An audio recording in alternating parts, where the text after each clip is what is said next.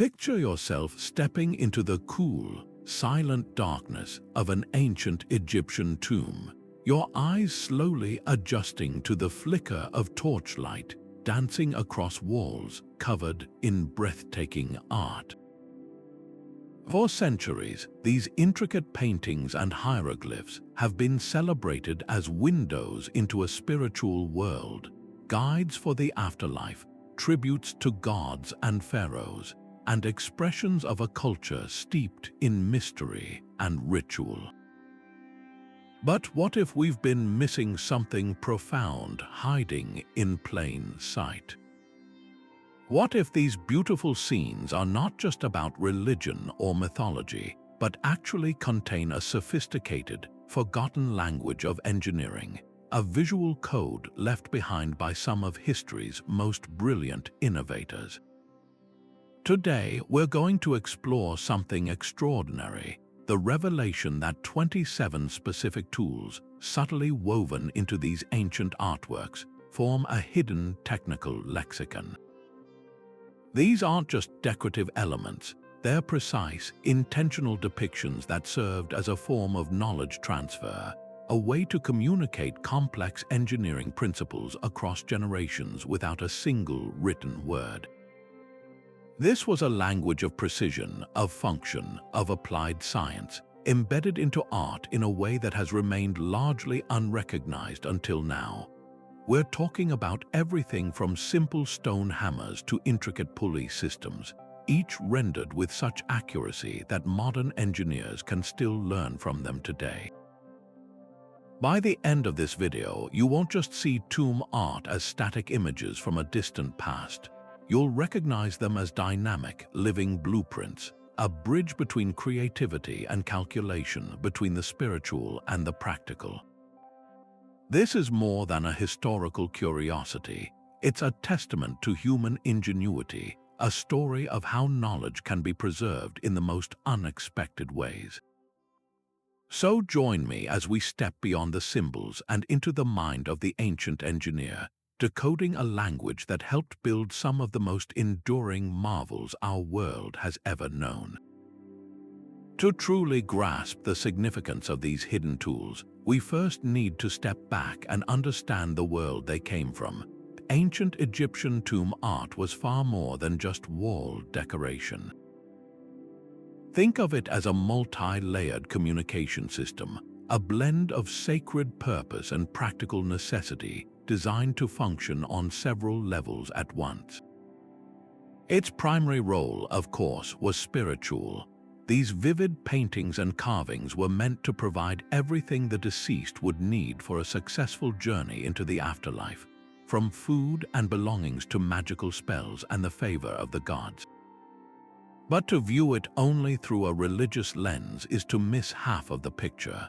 These artists were also creating a detailed visual record of their entire civilization. They painted scenes of farmers harvesting grain with sickles, scribes at work with their pallets, and builders raising monumental structures. For a long time, Egyptologists looked at these scenes as windows into daily life and social structure, which they absolutely are.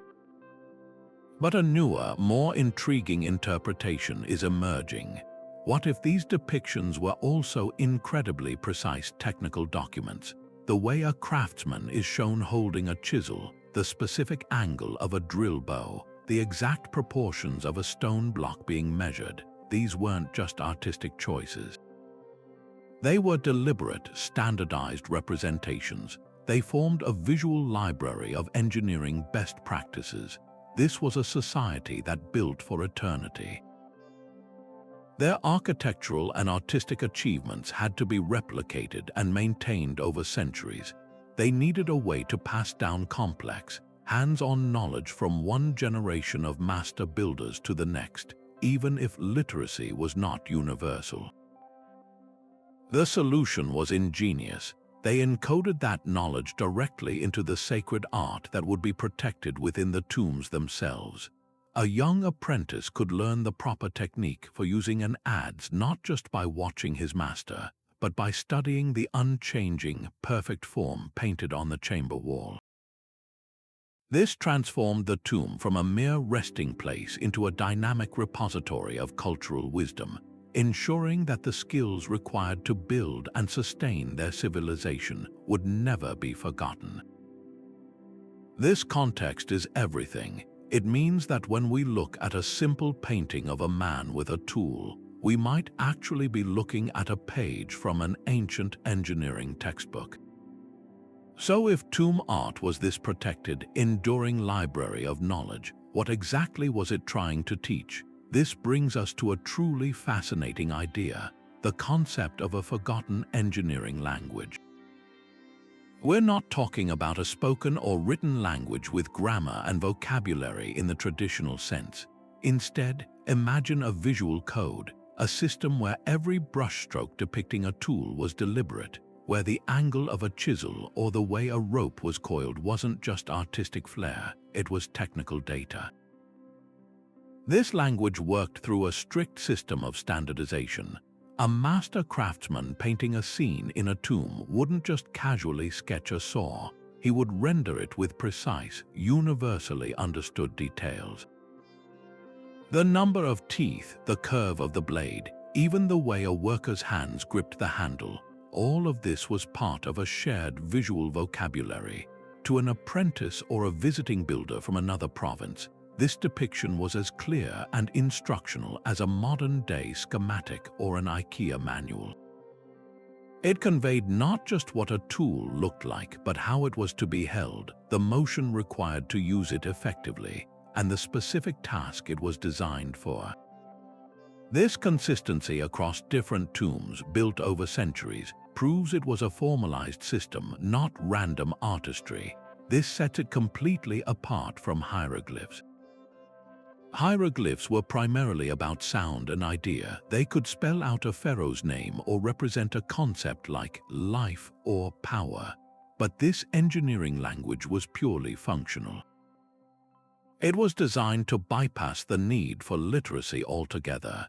You didn't need to read to understand how to use a drill bow with maximum efficiency.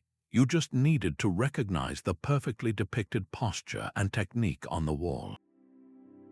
It was a democratization of complex knowledge, ensuring that the secrets of building colossal, perfectly aligned structures could be passed down to anyone with a keen eye and a willingness to learn. Leading archaeologists like Dr. Sarah Parcak have championed this view, suggesting these tool representations formed a universal and essential vocabulary that allowed teams from all over Egypt to collaborate on massive projects. A builder from Thebes and a stonemason from Aswan could look at the same depiction of a plumbob and understand exactly the same standard of precision. This shared language is what made the construction of the pyramids and vast temple complexes possible. It ensured everyone was literally on the same page, or in this case, the same wall. Ultimately, recognizing this hidden dimension forces a complete shift in perspective. We can no longer see these beautiful tomb paintings as mere snapshots of daily life or just spiritual guides. They were that, but they were also so much more. They were dynamic technical documents, the sacred textbooks of ancient engineers, ensuring that the genius of their craftsmanship would never be lost to time. So how do we actually go about cracking this ancient code? How do we move from simply seeing a painted chisel to understanding the specific engineering principle it was meant to convey? The methodology is as fascinating as the discoveries themselves, a true detective story that brings together experts from wildly different fields. It's not a matter of one Egyptologist having a sudden brilliant insight. Instead, it's a slow, meticulous, and collaborative process that blends the old with the new, the theoretical with the hands-on. It all starts with the most fundamental archaeological work, cataloging. Teams of researchers will spend months, even years, carefully documenting every single tool depiction they can find across a wide range of tombs and temples. They're not just making a list, they're creating a massive database noting the most minute details. What is the exact shape of this adze blade in this particular scene? How does it compare to one painted 50 years earlier in a different province? They record the tool's context. Is it being held by a god, a high priest, or a common laborer? Is it shown in active use at rest or as part of an offering? This painstaking comparison allows them to identify patterns and standardizations, the consistent visual cues that would have signaled a specific type of tool or technique to an ancient craftsman. But a picture alone isn't proof. The next critical step is to cross-reference these artistic depictions with the real, physical world. This is where excavated artifacts become invaluable. When archaeologists unearth an actual bronze chisel from a dig at Deir el-Medina, the village of the tomb builders, they can directly compare it to the chisels painted on the walls of the very tombs those workers built. Do the proportions match? Does the wear pattern on the real tool suggest it was held in the way the art depicts? This back and forth between representation and reality is what grounds the research in solid evidence, separating plausible theory from confirmed fact. Perhaps the most revolutionary part of this process, however, involves modern technology. Centuries of soot, humidity, and even accidental damage have faded and obscured many of these artworks. The human eye can only see so much. That's where tools like reflectance transformation imaging, or RTI, come in. This technique involves taking dozens of high-resolution photographs of a scene from different angles, each with a light source positioned in a slightly different spot. A computer algorithm then combines all these images, allowing researchers to digitally manipulate the lighting on the surface. They can virtually shine a light from any direction, enhancing subtle details that are completely invisible to the naked eye. Suddenly, a faint scratch becomes a clear measurement mark, and a worn-down patch reveals the precise grip of a hand on a tool handle. Three-dimensional laser scanning further adds to this, creating perfect digital replicas of entire tomb walls that can be studied in minute detail from anywhere in the world without risking damage to the originals. All of this data, the catalogs, the artifact comparisons, the digital enhancements, then feeds into the final, crucial phase: experimental archaeology. This is where theory is truly put to the test. Skilled modern craftsmen, using materials and techniques available to the ancient Egyptians, will attempt to recreate the tools exactly as they are depicted. They'll then try to use them for their intended purpose, whether it's cutting granite with a copper saw using sand as an abrasive, or using a replica drill bow to bore a hole in a stone block. This process is incredibly revealing. It answers practical questions. Does the tool work as efficiently as the art suggests it should? How long does it take? What are the ergonomics like for the user? The successes validate the interpretations, while the failures force researchers back to the drawings to see if they missed a key detail in the original depiction. It's through this rigorous, multi-pronged approach that these static images slowly give up their secrets, allowing us to reconstruct a lost language of engineering, one tool at a time. Now, let's put this methodology into practice with our first and perhaps most iconic tool, the Plumbob. If you were an ancient Egyptian builder tasked with raising a pyramid that would stand for millennia, your first and most critical concern would be absolute, unerring vertical alignment. A single wall leaning even slightly off true could compromise the entire structure. Their solution, depicted again and again in tomb art, was elegantly simple yet profoundly effective: a weighted cord, the Plumbob. Look closely at these paintings and you'll see it everywhere. In scenes showing the construction of massive temples or royal tombs, a figure of authority, an overseer or a master craftsman, is often shown holding a simple cord from which a symmetrical, teardrop-shaped weight hangs perfectly still. This isn't just background detail. The artists placed it centrally, highlighting its indispensable role. The message is clear. This tool was the ultimate arbiter of truth, the final word on whether a stone was set correctly.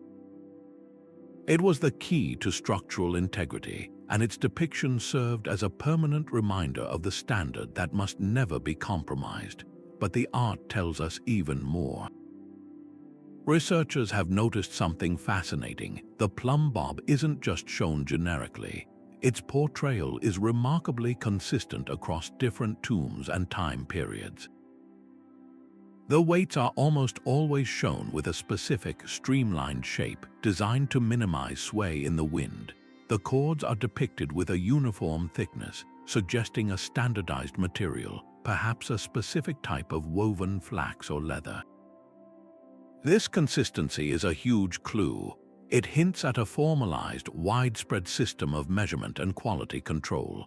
It wasn't that every builder made their own Plumbob to their own liking. There was an established, official design that was replicated across the kingdom, ensuring that a measurement taken in Memphis would be identical to one taken 500 miles away in Thebes. This was the bedrock of their architectural precision. Beyond its sheer physical utility, the Plumbob held a deeper, symbolic meaning that the ancient Egyptians wove seamlessly into their art.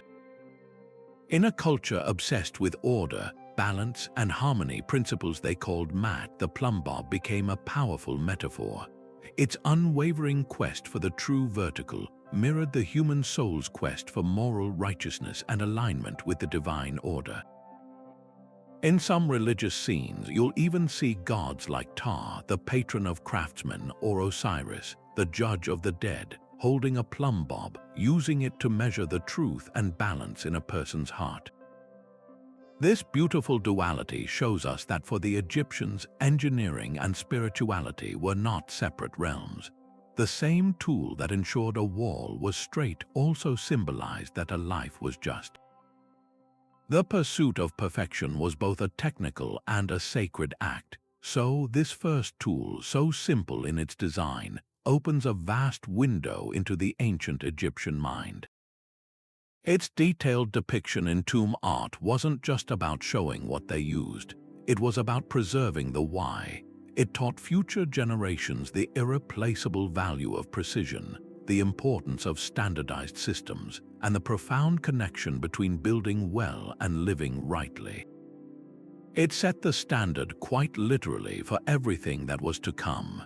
If the Plumbob was the ancient Egyptians' unwavering guide to the vertical, then its perfect partner was the square level, the indispensable tool for mastering the horizontal. While a perfectly upright wall is crucial, it means very little if the surface it rests upon isn't perfectly flat and level. For a civilization that stacked multi-ton blocks of stone into structures meant to last for eternity, achieving a flawless horizontal plane wasn't just a technical detail, it was the very foundation of stability. And the tomb art shows us exactly how they guaranteed it, time and time again. Look closely at these construction scenes and you'll spot it. An L-shaped or sometimes a shaped wooden frame. From the apex of this frame hangs a simple, weighted cord, much like a Plumbob. The genius of its operation is in its beautiful simplicity. When the base of the level is placed on a perfectly horizontal surface, that hanging cord will fall directly in line with a central mark carved into the crossbar. If the surface slopes even slightly, the cord will swing to one side, providing the builder with an immediate and undeniable visual correction. The artwork doesn't just show this tool, it often freezes it in a moment of verification, with a builder's keen eye fixed on that cord, confirming the true plane of a massive foundation stone or the course of a new wall. This was quality control in its most fundamental form. The depictions themselves are rich with technical nuance that modern engineers can appreciate. The artists didn't paint a generic level, they showed specific variations. Some are small and handheld, perfect for checking individual blocks. Others are larger, almost the size of a modern carpenter's level, clearly designed for surveying broader foundation beds or the flatness of a finished floor. This variety in size, so carefully recorded, tells us that the ancient Egyptians had a tool for every scale of the job. They understood that the precision required for a small decorative inlay was different from that needed for the base of a pylon, and their toolkit was adapted accordingly. But the art suggests there was even more information encoded within these images. Some painted levels show additional, finer markings on the crossbar, flanking the central line. Experts analyzing these details propose that these weren't just decorative. They could have served as a primitive but highly effective tolerance guide. A cord swinging slightly to the left of center might have been acceptable for a certain type of fill work, while a deviation to the right might have indicated a need for immediate correction on a more critical surface. This system of visual cues would have allowed for a shared understanding of precision across a worksite, ensuring every laborer and foreman was working to the same exacting standard without the need for constant verbal instruction. This incredible tool is a masterclass in applied physics. The square level operates on a profound understanding of gravity and equilibrium principles the Egyptians may not have been able to articulate in scientific terms, but which they had empirically mastered and harnessed with flawless consistency. The hanging weight will always seek the center of the earth, and by using that immutable force as their reference point, they could create perfectly level surfaces across vast distances. This empirical genius allowed them to lay the impossibly flat foundations of the Giza pyramids, surfaces that still astonish surveyors today with their minute deviations. The square level, as depicted in the quiet dignity of tomb art, was more than a tool. It was the physical manifestation of a promise of balance, of stability, and of a construction that would truly stand the test of time. Now we move from the grand, sweeping alignments of the level to the intimate, precise world of the chisel.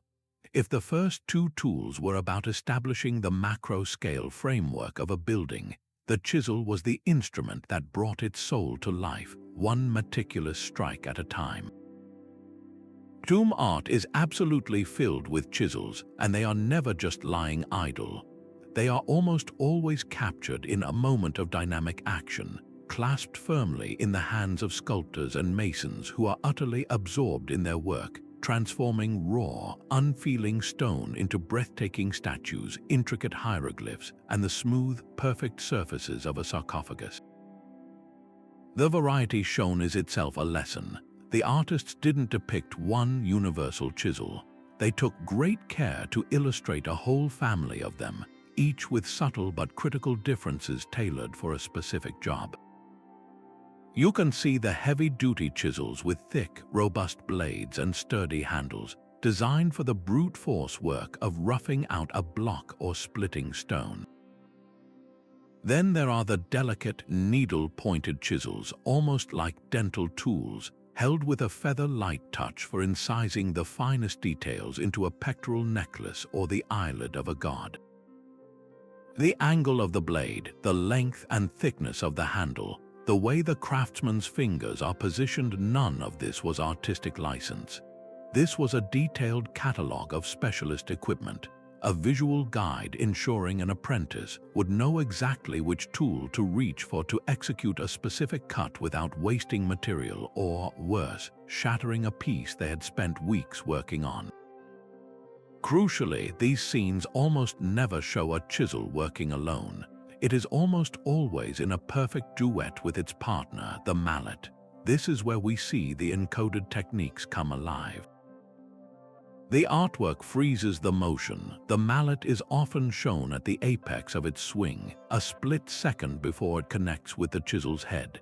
This teaches the rhythm and the force required. For heavy cutting, the depictions show a full, powerful swing from the shoulder. For fine detail work, the grip on the mallet changes to a gentler, wrist-focused tap. This is a masterclass in percussion, showing how to use impact to subtract material with control rather than chaos. Other scenes show the chisel being used without a mallet altogether, guided by hand for scoring lines or applying controlled pressure. This wasn't just art, it was a step-by-step visual manual on stoneworking technique. Perhaps the most sophisticated layer of this encoded language is the implied knowledge of materials. Researchers cross-referencing these paintings with archaeological evidence of actual tool remains have made a fascinating deduction. The ancient artists used visual cues to indicate what a chisel was made of, and therefore what it was meant to cut. A chisel depicted with a certain sheen or color might be understood by a contemporary craftsman as being made of copper, a softer metal ideal for working the relatively soft limestone that lined many tomb walls. Another chisel, shown in a context of quarrying or working on a statue of a pharaoh, might be rendered with a different, darker hue, signaling it was made from a harder bronze alloy capable of taking on granite or basalt. This subtle coding ensured that a worker wouldn't make the catastrophic mistake of using a soft copper chisel on hard stone, which would quickly blunt and break. The art preserved not just the how, but the what with and on what. Ultimately, the abundant presence of the chisel in these sacred spaces speaks to its profound significance. It was the tool of creation and transformation. It was through the steady rhythm of mallet on chisel that a formless block was coaxed into a thing of eternal beauty and meaning. The meticulous attention given to its depiction ensured that this sacred act of creation, the skill, the patience, the understanding of material, would never be forgotten, preserving the very essence of Egyptian craftsmanship for eternity. Moving from the hard, unyielding world of stone to the more pliable domain of wood, we encounter a tool that showcases a completely different kind of genius, the adze. If the chisel was about precision and subtraction, the adze was about shaping and forming, a versatile instrument that was absolutely fundamental to the ancient Egyptian world. In tomb art, it's instantly recognizable by its unique design, a curved, often crescent-shaped blade set at a right angle to a long, straight handle, creating a T-shape that looks almost like a hoe. But its function was far more sophisticated. This was the ancient equivalent of a power plane, a drawn knife, and a sculpting gouge all in one, and the way it's depicted reveals an entire philosophy of working with organic materials. The scenes where we find the adze are incredibly telling. You'll see it in the hands of carpenters hard at work on the sleek hull of a royal barge, its curved blade perfect for hollowing out the log that will form the boat's core. In other paintings, it's being used by artisans crafting an elaborate coffin, meticulously shaping the complex contours that will hold a sarcophagus.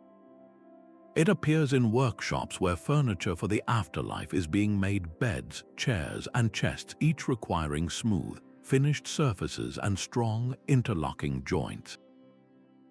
This wasn't a tool for the quarry, it was a tool for the workshop, the dockyard, and the sacred space, essential for creating everything from the functional to the fantastical. What's truly remarkable in these artistic depictions is the clear and intentional variety. The ancient artists didn't just paint an adze, they painted a whole spectrum of them, and the differences are highly instructional.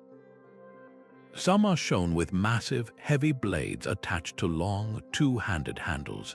These are the roughing adzes, designed for the initial, brutal work of transforming a felled tree trunk into a usable timber, swinging in great, powerful arcs to remove large chunks of wood quickly. Then there are the smaller, more refined versions with narrower, sharper blades. These are the finishing adzes, held closer to the body and used with a controlled, pulling motion to create a smooth, almost polished surface on a piece of furniture or to put the final touches on a statue. This range of sizes, all depicted with accuracy, encoded a critical lesson for any woodworker. You need the right tool for each stage of the job to achieve efficiency and quality. The artists went beyond just showing the tool itself. They captured the entire biomechanics of its use, freezing postures and motions that serve as a silent instructional video. Look closely, and you'll see the subtle details of the craftsman's grip, one hand often clasping the handle near the head for control and guidance, while the other hand, further down the shaft, provides the leverage and power for the swing. The angle of the user's body is frequently shown bent at the waist, knees slightly flexed, a posture that maximizes force while minimizing back strain over a long workday. This wasn't just about showing what the tool was, it was about showing exactly how to use it effectively and safely. A misplaced swing with a heavy adze could ruin a valuable piece of timber or cause a serious injury, so encoding the proper technique into sacred art was a way of preserving best practices and protecting both the worker and the material. This incredible accuracy in the artwork is confirmed by the cold, hard evidence from archaeology. When experts compare these painted adzes to the real, physical specimens found in excavations from ancient workshops and homes, the match is often perfect. The curvature of the blade, the angle of the socket where it connects to the handle, the wear patterns on the cutting edge, all of it aligns with the artistic representations. This cross-referencing proves that the tomb paintings were not idealized or symbolic renditions. They were technically precise diagrams. They accurately reflected the functional reality of the tools, right down to the ergonomic considerations.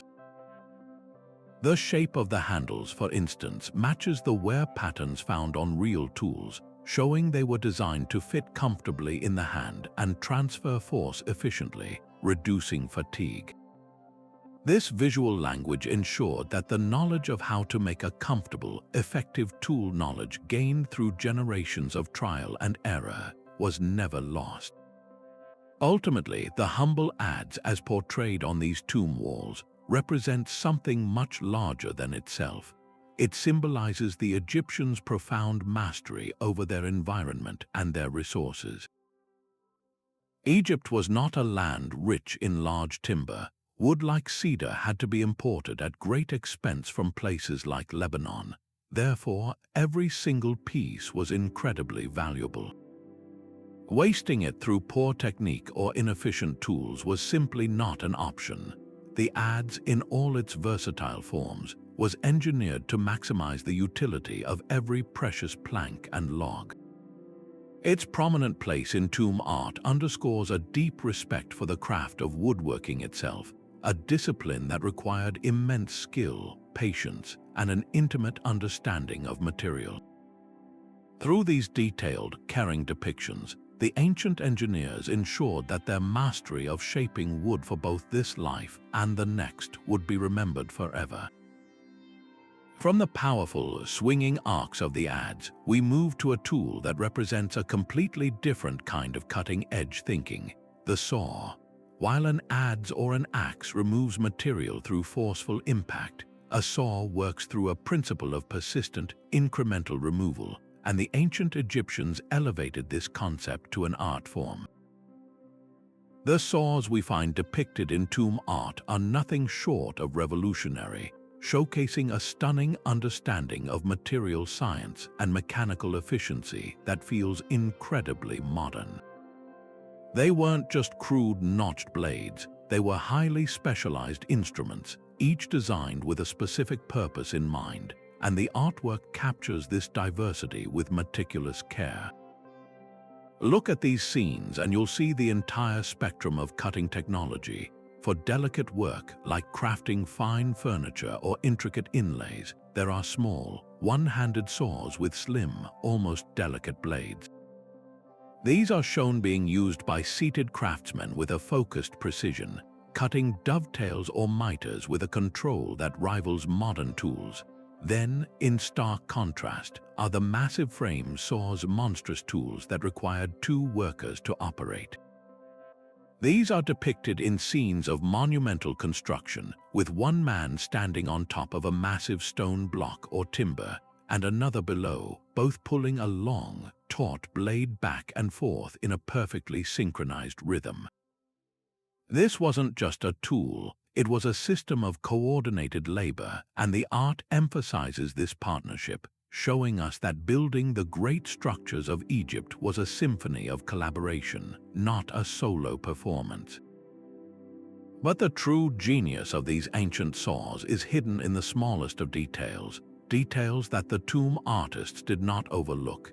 If you look extremely closely at some of the best preserved paintings, you can make out the individual teeth on the saw blades. And they are not all the same. Some blades are shown with teeth that are set, that is, bent alternately to the left and right. This is a profound piece of engineering insight. This set to the blade creates a curve, a cut that is wider than the blade itself, which prevents the saw from getting stuck or binding in the material.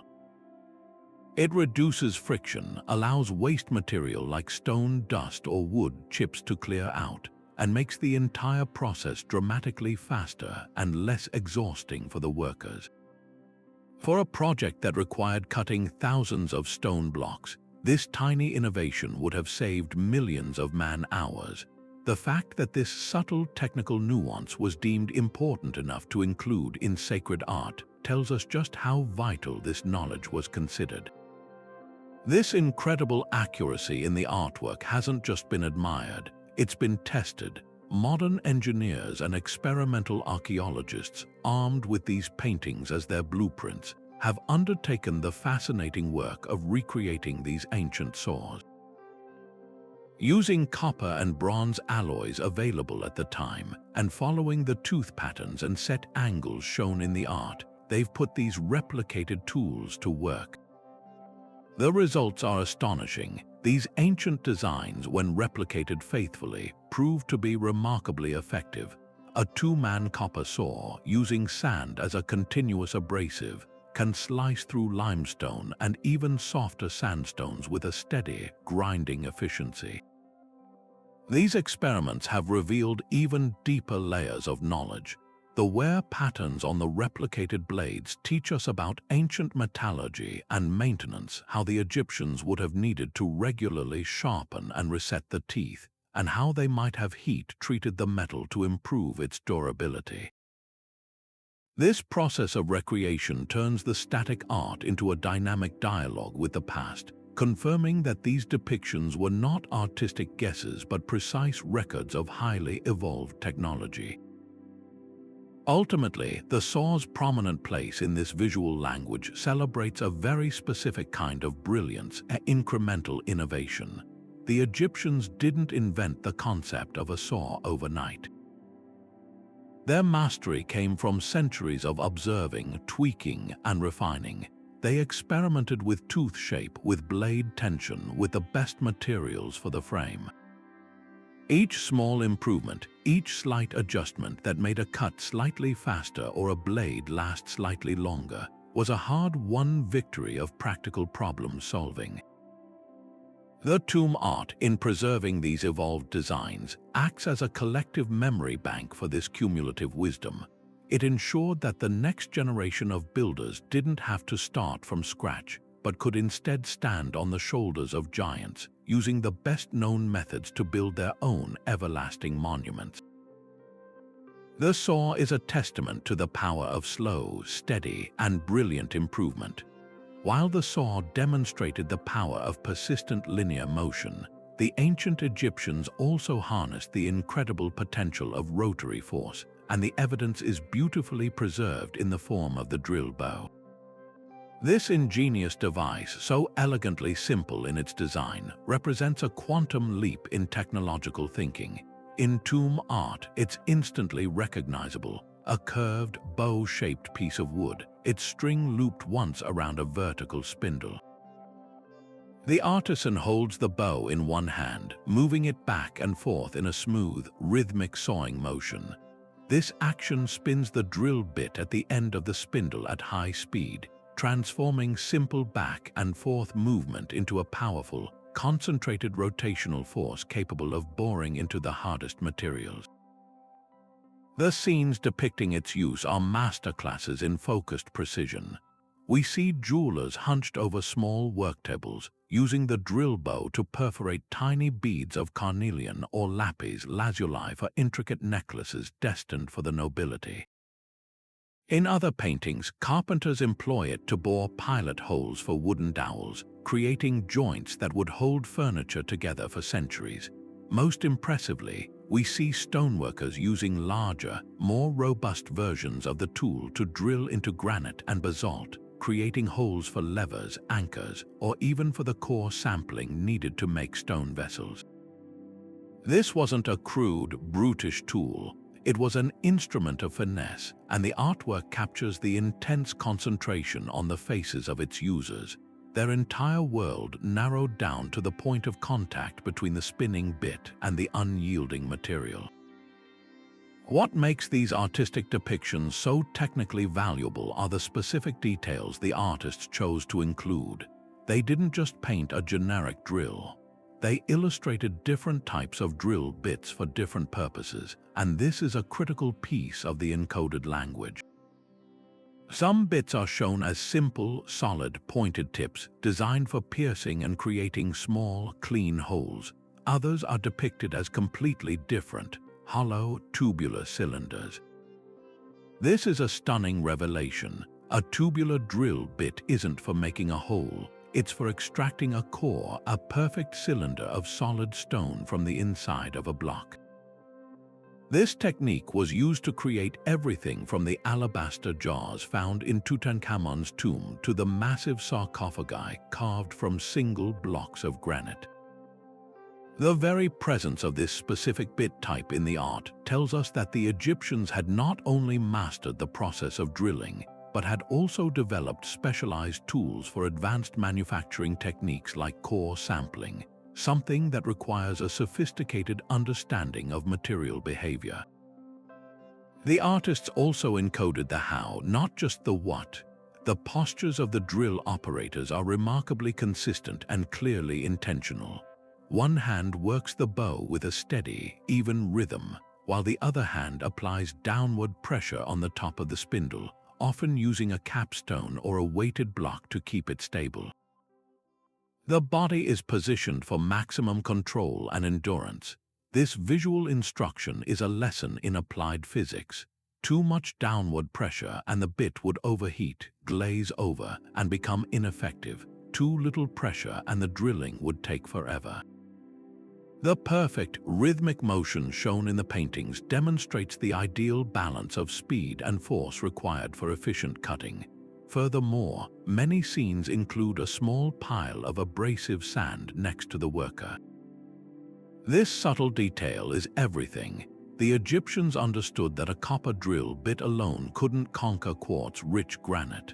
But that same bit, spinning at high speed and fed with a slurry of crushed quartz sand, becomes an incredibly effective grinding tool.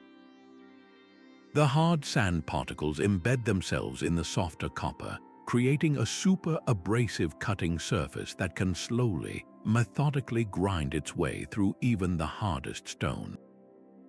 This isn't just theoretical interpretation. Experimental archaeologists, using these very paintings as their guide, have built and used exact replicas of these drill bows. The results are nothing short of astounding. With a copper tube, some sand, and water for lubrication and cooling, a two-person team using a replicated bow drill can indeed core a hole through a block of granite. It takes time and patience, but it works with remarkable efficiency and leaves behind the exact same telltale marks, a central core and a drilled hole with concentric spiral striations that we find on authentic ancient artifacts. This process of recreation validates every single detail in the artwork, the posture, the motion, the use of abrasives. It confirms that the tomb paintings were precise technical records. The drill bow was far more than a simple tool. It was a compact, portable, and incredibly powerful machine that put the principle of rotary power directly into the hands of ancient craftsmen. enabling them to achieve a level of precision that still commands our respect and awe thousands of years later. But the chisel or the drill bit was only one half of a crucial partnership. To bring these tools to life, to translate potential energy into transformative action, required a source of controlled force.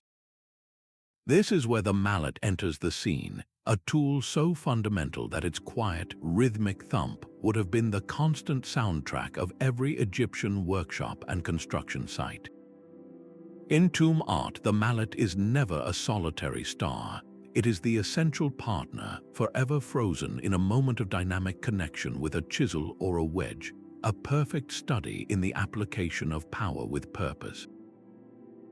The artists took great care to illustrate that not all mallets were created equal. They depicted a whole family of them, each member designed for a very specific task. For the delicate work of a scribe carving hieroglyphs into a limestone wall or a jeweler fine-tuning a precious ornament, we see small, lightweight mallets, often with heads made of dense wood or even hardwood. These are tools of finesse, designed for a gentle tap that guides rather than bludgeons. In stark contrast, the art also shows the true powerhouses, massive, heavy mallets with heads made of stone or incredibly hard, petrified wood. These are the quarrying mallets, the sledgehammers of their day, shown in scenes where teams of workers are driving hardened wood or bronze wedges into fissures in bedrock to split free colossal stone blocks.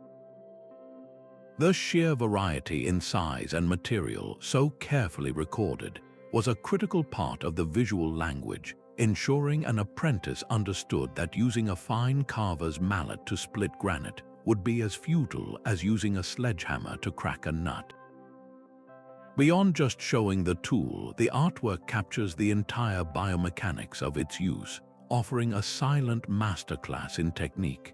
The posture of the worker is everything. For a heavy, powerful strike, the figure is often shown with feet planted wide for stability, the entire body coiling and uncoiling in a smooth, kinetic chain that runs from the legs through the torso and out through the arms. This isn't just arm strength, it's a lesson in leveraging full body momentum to generate maximum force with minimal fatigue. For a more precise, controlled tap, the posture changes completely. The worker might be shown seated or kneeling, the motion isolated to the wrist and forearm, ensuring pinpoint accuracy. These aren't casual artistic choices, they are encoded instructions on ergonomics and efficiency, teaching how to distribute force to protect the body over a long career of demanding physical labor. Perhaps one of the most telling details, a subtle clue to the Egyptians' advanced understanding of tool design, is found in the mallet's handle. Look closely at these depictions, and you'll notice they are rarely just straight, blunt sticks. They are often shown with a distinct, gentle taper thicker at the head where it needs to absorb the shock of impact, and narrower at the base where it fits into the user's hand. Some even show a slight curvature or a flared end, designed to prevent the tool from slipping from a sweaty grip during a powerful swing. This attention to ergonomics is profound. It tells us that through generations of trial and error, Egyptian craftsmen had perfected the handle to transfer energy efficiently while reducing the vibration and strain that would travel up the user's arm. This wasn't just a club, it was a finely tuned instrument. By meticulously analyzing these scenes, modern researchers can reverse engineer the physics principles the Egyptians had mastered empirically. The artwork provides insights into energy transfer, how the mass and velocity of the mallet head converted into a precise impulse on the chisel, and how that energy was then directed into the workpiece to fracture stone or shape wood without shattering the tool itself. The choice of mallet head material for different tasks shows an intuitive grasp of hardness and durability. A stone head delivers a sharper, more concentrated impact ideal for initiating a fracture, while a wooden head provides a broader, more cushioned blow that is less likely to damage the head of a fine bronze chisel.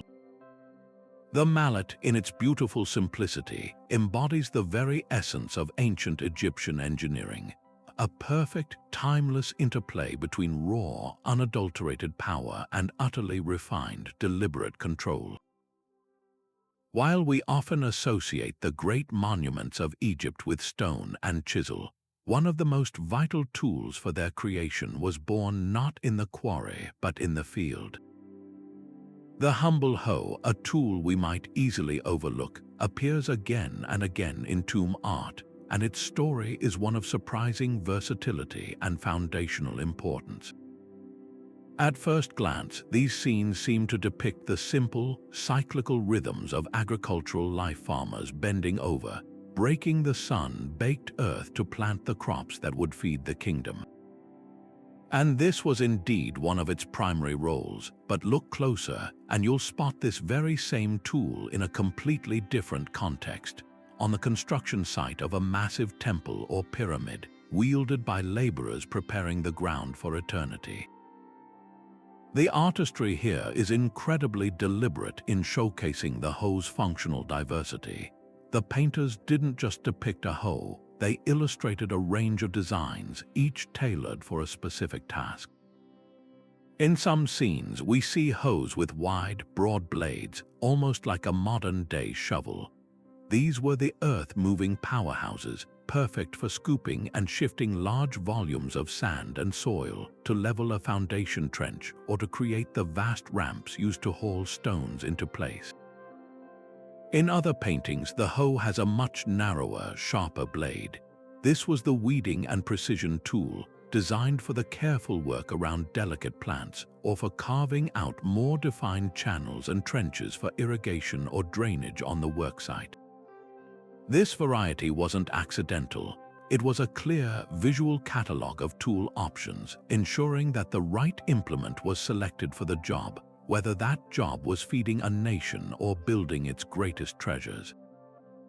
What's truly fascinating is how the artists captured not just the tool, but the technique of its use.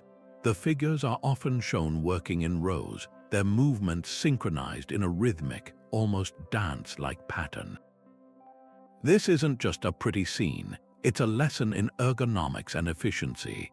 That coordinated, swinging motion allowed crews to work for hours without exhausting themselves, turning a brutally physical task into a sustainable, enduring effort.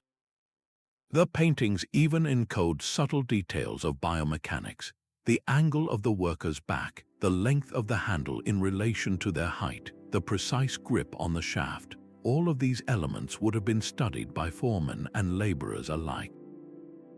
A handle that was too short would force a debilitating stoop, while one that was too long would sacrifice power and control. This visual guidance on tool design and use was a form of ancient occupational health and safety, preserving hard-won knowledge about how to work the land and move the earth without breaking the human body in the process.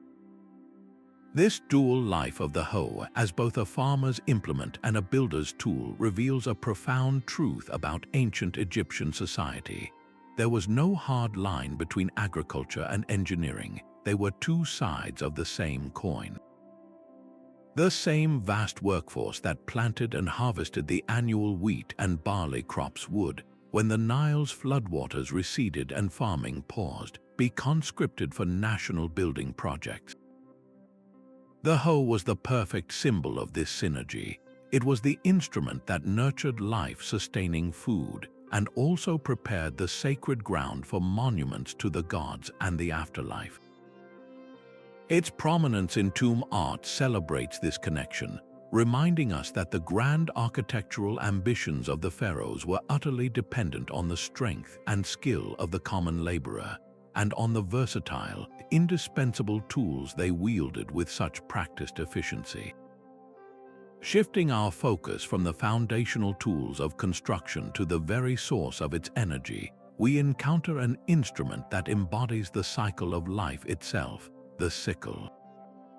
In the vibrant harvest scenes that adorn tomb walls, this elegantly curved blade is far more than a simple farming implement. It represents the critical link between the fertile bounty of the Nile and the monumental ambitions of the pharaohs, a tool that literally fed the army of laborers who built the pyramids. The artwork doesn't just show us what a sickle looked like, it immerses us in the rhythmic, sweeping motion of the harvest, capturing the precise angle of the cut and the way a worker would gather stalks of emmer wheat or barley with one fluid, efficient movement. This wasn't just about recording an activity, it was about preserving the technique that ensured survival and prosperity. The design details captured by the ancient artists are a testament to practical, evolved efficiency. The blade is almost always shown with a distinct, inward curving shape, a design that allows it to hook around a bunch of grain and slice through the stems with a clean, pulling motion. Look even closer, and on some of the most meticulously rendered examples, you can make out the fine, serrated teeth along the inner edge of the flint or copper blade. This is a stunning detail. These tiny teeth act like a saw, gripping the tough plant fibers and cutting through them with far less effort than a smooth blade would require.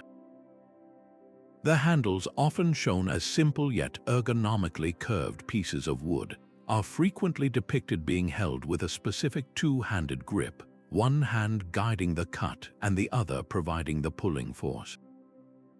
This attention to ergonomics and cutting efficiency encoded a vital piece of knowledge: how to maximize the yield of the harvest while minimizing the back-breaking labor required to bring it in.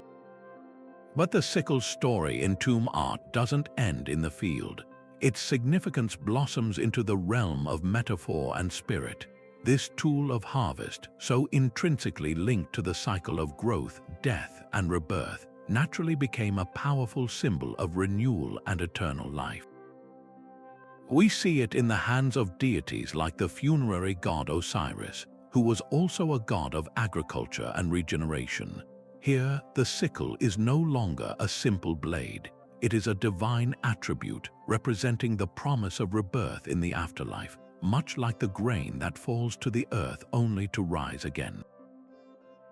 It appears in scenes of offerings and festivals, laden with sheaves of grain, symbolizing the abundance that the deceased hope to enjoy forever in the next world. This seamless blending of the practical and the spiritual is a hallmark of Egyptian thought, where a tool's function and its symbolic power were deeply intertwined. This duality takes on an even more fascinating layer in certain construction scenes.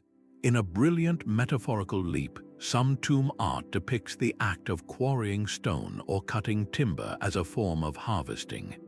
Just as the sickle reaps the grain that sustains the body, the tools of the builder are shown reaping the stone and wood that will create an eternal home for the spirit. This visual metaphor beautifully connects the two pillars of Egyptian society: the agricultural cycle that sustained life and the architectural enterprise that celebrated its transcendence. It suggests that the Egyptians saw their great building projects not as a violation of the natural world, but as a parallel process of cultivation and harvest, yielding a crop of monuments built for eternity. By studying these layered depictions, we gain a much richer understanding of ancient innovation. The design of the sickle evolved not only for sheer agricultural efficiency, but also to fulfill its role as a potent ceremonial object. Its form had to be both functionally effective and symbolically resonant. This duality challenges our modern separation of the practical and the symbolic. For the ancient Egyptians, a tool was never just a tool. It was a vessel of meaning, its design encoding not only technical specifications for cutting grain, but also cultural values about life, death, and the promise of abundance that stretched from the fields of the Nile Valley into the boundless realms of the afterlife. Moving from the rhythmic swing of the sickle, we encounter a tool of raw, transformative power, the axe. In the dense, precious groves along the Nile and in the bustling construction yards, the axe was the primary instrument of conversion, the tool that turned living trees into the foundational timber for everything from royal barges to temple roofs. Tomb art captures this moment of transformation with breathtaking dynamism, showing us not a single generic axe, but a whole arsenal of specialized designs, each one engineered for a specific phase of the arduous process of turning a towering acacia or an imported cedar into a usable resource. The variety depicted is our first clue into this sophisticated system. The artists carefully distinguished between the heavy, broad-bladed felling axes and the lighter, narrower shaping axes. The felling axes are true behemoths with massive, wide blades set on long, powerful handles. They are shown in the hands of lumberjacks mid-swing, their bodies coiled like springs, putting their entire weight behind a blow designed to bite deep into the trunk of a tree. Every detail in these scenes matters: the angle of the swing, the placement of the cut on the trunk, even the positioning of the feet for stability.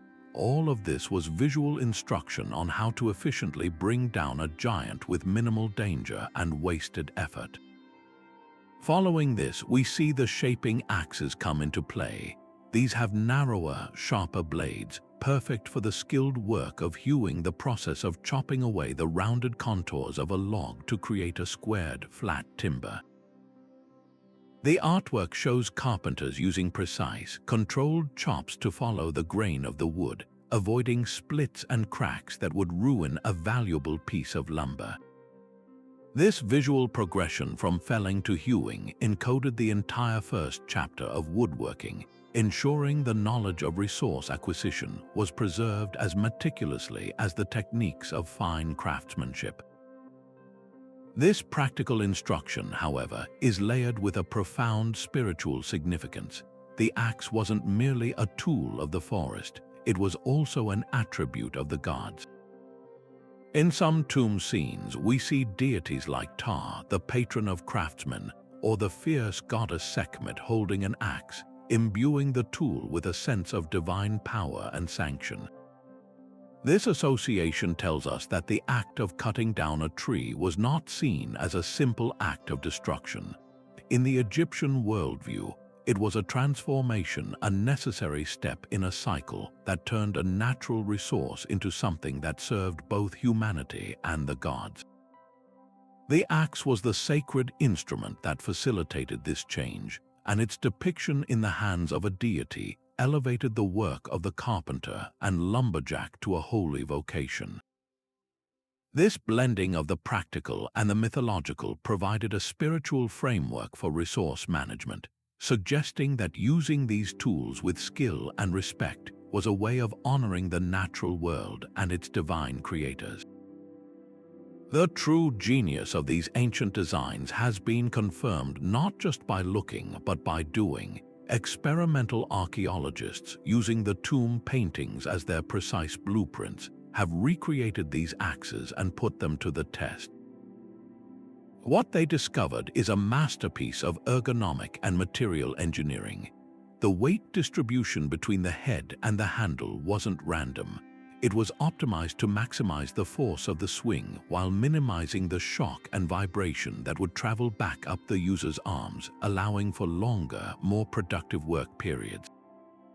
The angle at which the blade was set onto the handle, known as the hafting angle, was perfectly calibrated for the specific task, a more acute angle for the powerful, deep bites of the felling axe, and a more oblique angle for the controlled, slicing cuts of the hewing axe. These replicas have proven to be incredibly effective, capable of felling sizable trees and squaring logs with an efficiency that rivals modern steel axes. This experimental validation transforms the artwork from a simple illustration into a proven technical manual, a record of optimized design that had been perfected over centuries. Ultimately, the axe's prominent portrayal serves a larger, more urgent lesson, a manual for sustainable resource management. Egypt was not a land of endless forests. Quality timber like cedar had to be imported at great cost from Lebanon, while local acacia and sycamore fig trees were valuable and finite resources. The artwork, in showing the correct techniques for felling and shaping, was also teaching how to minimize waste. A clean cut from a sharp, well-designed axe allowed for more of the tree to be used. Proper hewing techniques ensured that a log yielded the maximum amount of usable timber. This wasn't just about efficiency, it was about survival and responsibility. The axe, therefore, stands as a powerful symbol of the ancient Egyptians' understanding of their dependence on the natural world. Its depiction in the tomb ensured that the knowledge of how to harvest resources wisely, with power, precision, and respect, would guide future generations in sustaining their civilization and its boundless architectural ambitions. In the midst of the sophisticated copper saws and precisely balanced levels, tomb art also pays quiet homage to one of humanity's most ancient and fundamental inventions, the hammerstone. It's a tool of breathtaking simplicity, just a hard, rounded river cobble, fist-sized and fit perfectly for the hand. Yet its depiction reveals a profound understanding of raw, applied force. In the sprawling quarry scenes that adorn the walls of noble tombs, we don't see these stones lying forgotten on the ground. We see them in dynamic, powerful action, clutched in the hands of workers who are the very foundation of Egypt's architectural revolution. These artists chose to immortalize the hammerstone not in spite of its simplicity, but because of it, recognizing that every monumental achievement begins with a single, well-placed blow. The artwork is incredibly specific about its use, offering a clear visual guide on technique. We see laborers not just randomly pounding away, but employing calculated, strategic strikes. The art freezes the moment of impact, illustrating the ideal angle of attack for different tasks. For breaking a large, recalcitrant block free from the bedrock, the worker is shown putting his entire body into a powerful, overhead swing, the hammerstone descending in a direct, vertical arc to deliver maximum concussive force. In other scenes, for the more delicate work of knocking off high points or refining a rough surface, the strikes are shown as shorter, more controlled chops, often using a glancing blow to shear away fragments. This is a masterclass in applied physics, encoding the knowledge of how to use a tool's mass and velocity to achieve different fracture patterns without wasting energy or shattering the stone unintentionally. What's truly remarkable is the consistency in how these hammerstones are portrayed across different tombs and dynasties. They aren't just any random rocks. The artists consistently depict them as a specific size, large enough to deliver significant force, but small enough to be wielded with control for hours on end. Their shape is almost always oval or spherical, a form that fits comfortably in the palm and can be struck from any angle without a sharp edge digging into the user's hand. This wasn't an artistic convention, it was a recorded standard. It tells us that through generations of hard-won experience, Egyptian quarry masters had identified the perfect type of stone for the job, a tough, dense igneous rock like dolomite or granite that wouldn't shatter upon impact. They knew that a softer sandstone hammerstone would quickly crumble to dust, while a brittle piece of flint could send dangerous shards flying. This visual consistency across art is a silent language of material science, preserving the critical knowledge of how to select the most effective and durable natural resource for the task. This humble tool's presence in such sacred art is a powerful statement. In a culture that celebrated polished bronze and intricate craftsmanship, the decision to include the most primitive of tools speaks to a deep respect for the entire chain of innovation. The hammerstone was the essential first step. Before a bronze chisel could refine a surface, the hammerstone had to rough out the block. Before a copper saw could slice through limestone, hammerstones were likely used to create the initial grooves or to break off manageable sections. It was the foundational technology upon which all other, more complex tools relied. Its depiction ensures that this most basic, yet utterly vital, piece of engineering knowledge would never be lost or looked down upon. Ultimately, the Hammerstone story is a reminder that true genius isn't always about complexity. Sometimes it lies in recognizing the profound potential of a simple object and mastering its use through generations of refined practice. The great pyramids and temples did not spring forth solely from advanced technology. They were born from the cumulative power of millions of well-aimed blows from a hard stone in a determined hand. By honoring this tool in their art, the ancient Egyptians celebrated the raw, primal ingenuity that literally paved the way for everything else. After exploring the brute force of the Hammerstone, we arrive at one of the most captivating enigmas of ancient engineering. How did a society without cranes or powered machinery lift stones heavier than elephants hundreds of feet into the air? The answer, subtly encoded in the artwork of tombs, points to a system of breathtaking ingenuity, the rope and pulley. While not the complex compound pulley systems of later eras, these tomb scenes depict the brilliant foundational principles that made the impossible achievable.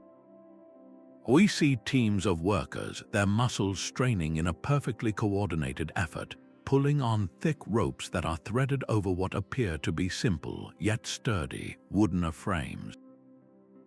This isn't a chaotic tug of war. It's a masterclass in organized physics, a visual blueprint for harnessing mechanical advantage through the most straightforward of means. The artistry here is not about dramatic spectacle, it's about technical clarity. The painters paid meticulous attention to details that would have been absolutely critical for the safety and success of the operation. The ropes themselves are depicted with a specific, substantial thickness, indicating they were made from robustly woven papyrus or palm fiber, designed to withstand immense tensile strength without snapping under the terrifying load of a multi-ton block. Even more telling are the knots. The artists didn't just paint vague loops, they illustrated specific, complex knot types, likely variations of hitches and bindings that would have been known to every skilled rigger. These knots weren't just about tying a rope to a stone, they were about creating secure attachments that wouldn't slip or loosen under strain, and that could be quickly released or adjusted when needed. This visual catalog of knots and rope work served as an essential safety manual, ensuring that the teams below were protected from catastrophic failure. But the true genius of these depictions lies in what they imply about the ancient understanding of physics.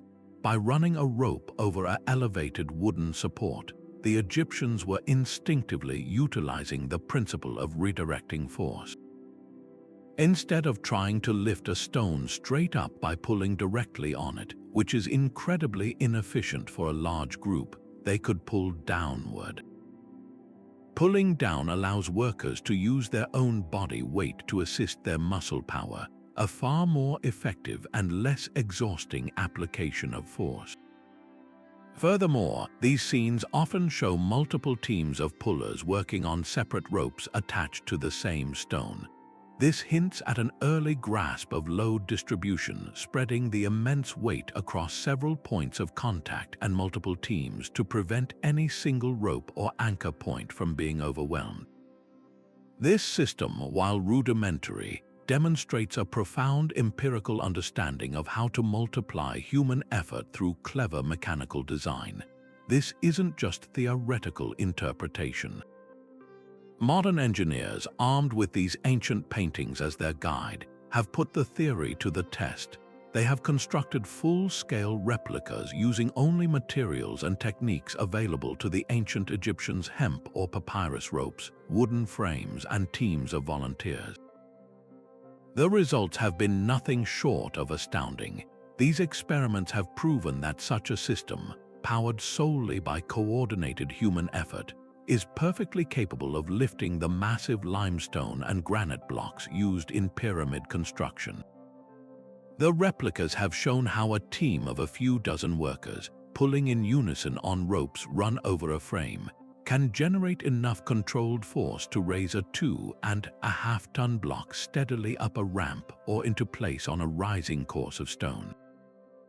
This process of experimental archaeology transforms the static art into a dynamic validation, confirming that these scenes were indeed precise records of a highly effective and repeatable engineering process. Ultimately, the representation of this rope and pulley system in the sacred space of a tomb elevates it from a mere construction technique to a cornerstone of a forgotten mechanical language. It encodes principles that would later be formalized as the laws of mechanics, showcasing a mindset that was already thinking in terms of force, leverage, and mechanical advantage. This visual knowledge ensured that the method for lifting the impossible could be passed down through generations, allowing each new team of builders to stand on the shoulders of their predecessors, reaching ever higher into the sky. Now we move from the raw application of force to the very essence of architectural genius, the principle of precise, standardized measurement.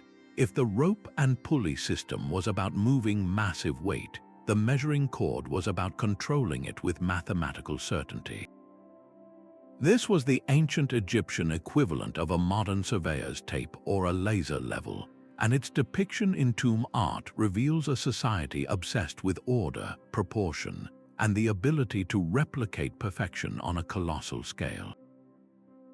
We see these scenes over and over, an official, often a priest or a high-ranking overseer, holding a long, taut rope between two posts or between himself and an assistant.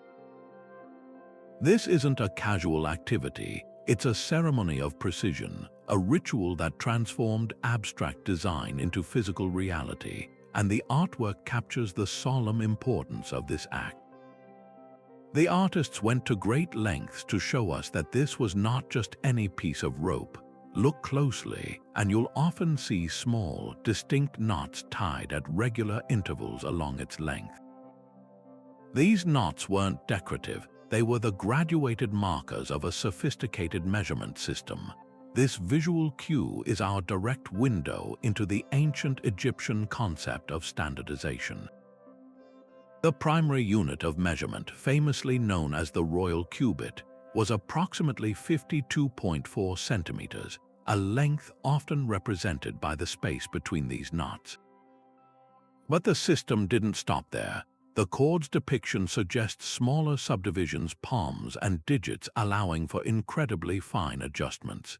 This meant that a team of workers laying out the foundation for a temple in Thebes and another team working on a tomb in Memphis were using the exact same standard. A measurement taken by one was perfectly interchangeable with a measurement taken by the other, ensuring that every component, every column, every corridor would fit together with flawless symmetry, even if the teams never met or communicated directly.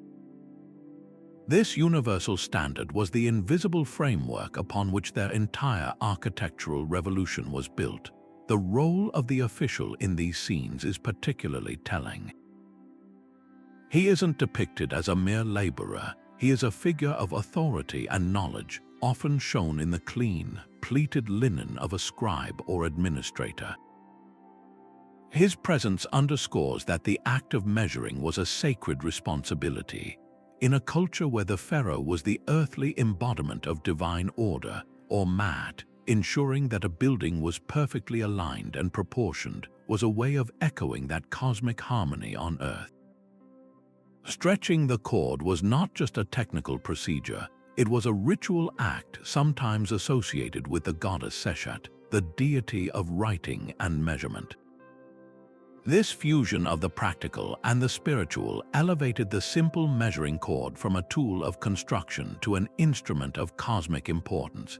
It encoded the belief that building with precision was a form of worship, a way to create a space that was both physically sound and spiritually resonant. Modern metrologists, scientists who study systems of measurement, have used these very artistic depictions to reverse engineer and understand the ancient Egyptian system with astonishing accuracy. By analyzing the spacing of the knots in relation to the figures holding them, and by cross-referencing these findings with the actual dimensions of excavated buildings, they have been able to confirm the length of the cubit and its subdivisions. They've discovered that the precision was not just theoretical, it was executed in stone with breathtaking accuracy. The base of the Great Pyramid of Giza, for instance, is leveled to within just 2.1 centimeters, and its sides are almost perfectly aligned to the cardinal directions. This level of perfection over such a vast scale would have been utterly impossible without a standardized, highly accurate, and universally understood tool like the measuring cord. Its portrayal in the art provided the permanent visual reference that kept this standard alive for centuries. Ultimately, the measuring cord represents something far greater than itself. It is the symbol of the ancient Egyptian mind, a mind that sought to impose rational order on a chaotic world, to capture infinity in a numbered ratio, and to ensure that the grandeur of their vision could be translated from a single architect's plan into a monument that would stand for millennia. It was the humble, knotted rope that ensured the dream of a pyramid could become a reality, making it one of the most powerful and overlooked tools in the entire forgotten engineering language. While we often marvel at the grand chisels and massive saws, one of the most elegantly versatile tools in the ancient Egyptian arsenal was also one of the most delicate, the brush. In tomb art, we don't just see these tools being used to create the magnificent paintings themselves. We see them in the hands of craftsmen on the construction site, engaged in a crucial act that perfectly merges the worlds of art and engineering. This humble implement, often just a bundle of reeds or animal hairs bound to a stick, was the ancient equivalent of a modern-day marker, a paint roller, and a quality control inspector, all in one. Its depiction reveals a society that understood that before any stone could be cut or any column raised, it first had to be precisely imagined and meticulously mapped out in real space. The artwork is incredibly specific about the different types of brushes and their specialized roles, offering a clear visual catalog of this essential toolkit. For the painstaking work of drafting precise layout lines on a stone block or a wall surface, we see artisans using fine-tipped brushes. These are depicted with a small, dense cluster of bristles, perfect for loading with a single pigment and drawing a sharp, unwavering guideline that would dictate exactly where a mason should make his cut. In stark contrast, other scenes show much broader, paddle-shaped applicators, often with long handles that allowed a worker to stand back and cover a large surface area quickly. These were the tools for applying protective coatings or washes, perhaps layers of gypsum plaster to smooth a rough wall or a preliminary sealant to prepare a surface for painting. This variety wasn't just about convenience, it was about achieving specific technical outcomes. A fine line ensured structural components fit together perfectly, while a uniform coating protected the integrity of the materials from the elements. Beyond just showing the tools, the artists captured the entire process of their use, encoding critical best practices for any aspiring craftsman. In some fascinating scenes, we see a senior artisan double checking the lines drawn by an apprentice, using a set of calibrated rods or a knotted cord to verify their accuracy. This is more than just a depiction of hierarchy. It's a powerful lesson in quality control and verification, emphasizing that a single misplaced mark could lead to a misaligned stone that would compromise an entire wall. Other paintings show the careful preparation of the pigments themselves, workers grinding minerals like malachite for green or hematite for red on stone palettes, then mixing them with binders like egg whites or gum arabic. This subtle detail is a masterclass in material science. It taught which pigments were stable and durable for exterior use versus those suited for protected interior spaces, and which binding agents would ensure the markings wouldn't wash away in the rain or fade under the harsh sun before the construction was complete. This dual role of the brush, serving both the artist's vision and the engineer's precision, highlights a fundamental truth about ancient Egyptian civilization. They made no stark division between art and science. The same tool that sketched the proportions of a god's face on a tomb wall was also used to draft the construction lines for the temple that housed that tomb. The same understanding of color chemistry that created vibrant, lasting paintings was applied to creating durable, visible markings for builders. This intertwining meant that every craftsman was, to some degree, both an artist and an engineer. They understood that function without beauty was incomplete, and that beauty without structural integrity was ephemeral. The brush was the physical embodiment of this philosophy, an instrument that could both create a thing of beauty and ensure it was built to last forever. Through these detailed depictions, we are witnessing nothing less than the genesis of technical drawing and standardized design. The brush was the tool that translated an architect's mental blueprint into a physical reality that hundreds of workers could understand and execute. Those painted lines on a limestone block were the ancient equivalent of a modern computer-generated schematic, containing all the information needed for its placement and function. This visual language of markings ensured that a project could continue seamlessly even if the original master architect was no longer present, because his instructions were permanently encoded on the materials themselves.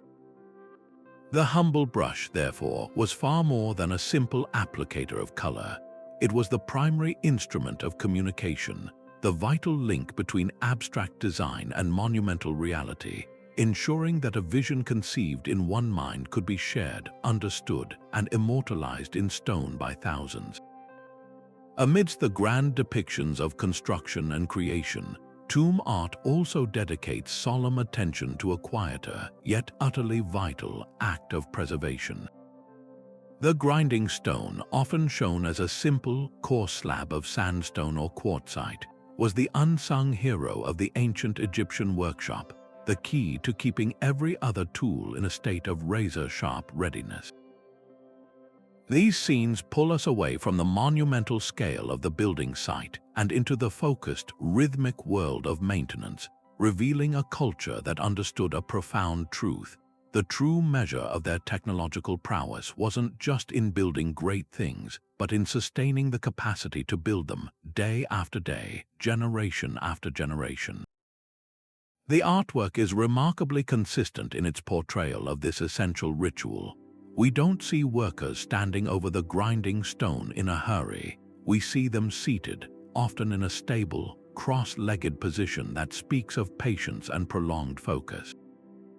Their hands are captured in motion, guiding the blade of a copper chisel or the edge of a bronze axe in careful, repetitive paths across the abrasive surface.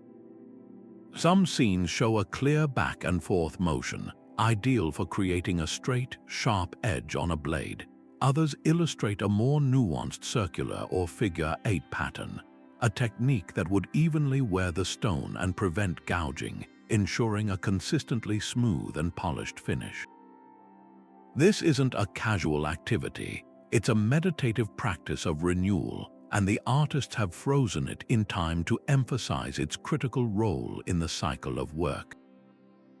But the true sophistication of this process is revealed in the smallest of details, details the artists were careful to include. In several paintings, you can see a small pot or bowl placed beside the worker, with a liquid being carefully applied to the surface of the grinding stone.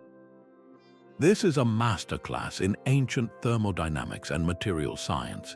The Egyptians understood that the friction generated by sharpening metal on stone creates intense heat.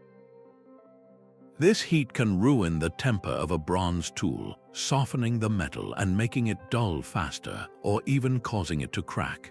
By adding water or, in some cases, oil, they were acting as coolant, dissipating that destructive heat and protecting the integrity of their valuable tools. Furthermore, this liquid served a second purpose. It mixed with the gritty particles worn away from the grinding stone and the metal tool, creating a slurry that enhanced the abrasive action. This resulted in a finer, smoother edge and a more polished finish than dry grinding alone could ever achieve. This one subtle visual cue encodes volumes of practical knowledge about heat management, abrasion, and achieving a superior result. This emphasis on meticulous upkeep speaks to a deeply ingrained philosophy of resource management and sustainability. In an age where metal was expensive and time-consuming to produce, a tool was a valuable asset. Simply throwing away a dull chisel or axe was not an option. The ability to continuously restore these instruments to peak condition was an economic necessity. The grinding stone was the engine of this circular economy, ensuring that a single bronze adze could serve a craftsman for his entire lifetime, and perhaps even be passed down to his son. Its prominent place in tomb art served as a permanent reminder to all who saw it that productivity and safety on a project were directly tied to the state of the tools. A sharp chisel required less force to use, reducing worker fatigue and the risk of a dangerous slip. A well-maintained saw blade cut faster and more predictably, keeping complex projects on schedule. This visual lesson taught that investing time in maintenance was not lost time. It was an investment in future efficiency and safety. By studying these scenes with modern analytical techniques, researchers have gained unexpected insights into ancient global connections. The abrasive sands shown being used weren't always just scooped from the nearby Nile bank. Through residue analysis and comparisons with geological surveys, experts have found that the Egyptians sought out specific types of sand with ideal abrasive qualities. Some sands, rich in hard quartz particles, were imported from specific quarries known for their superior grinding efficacy.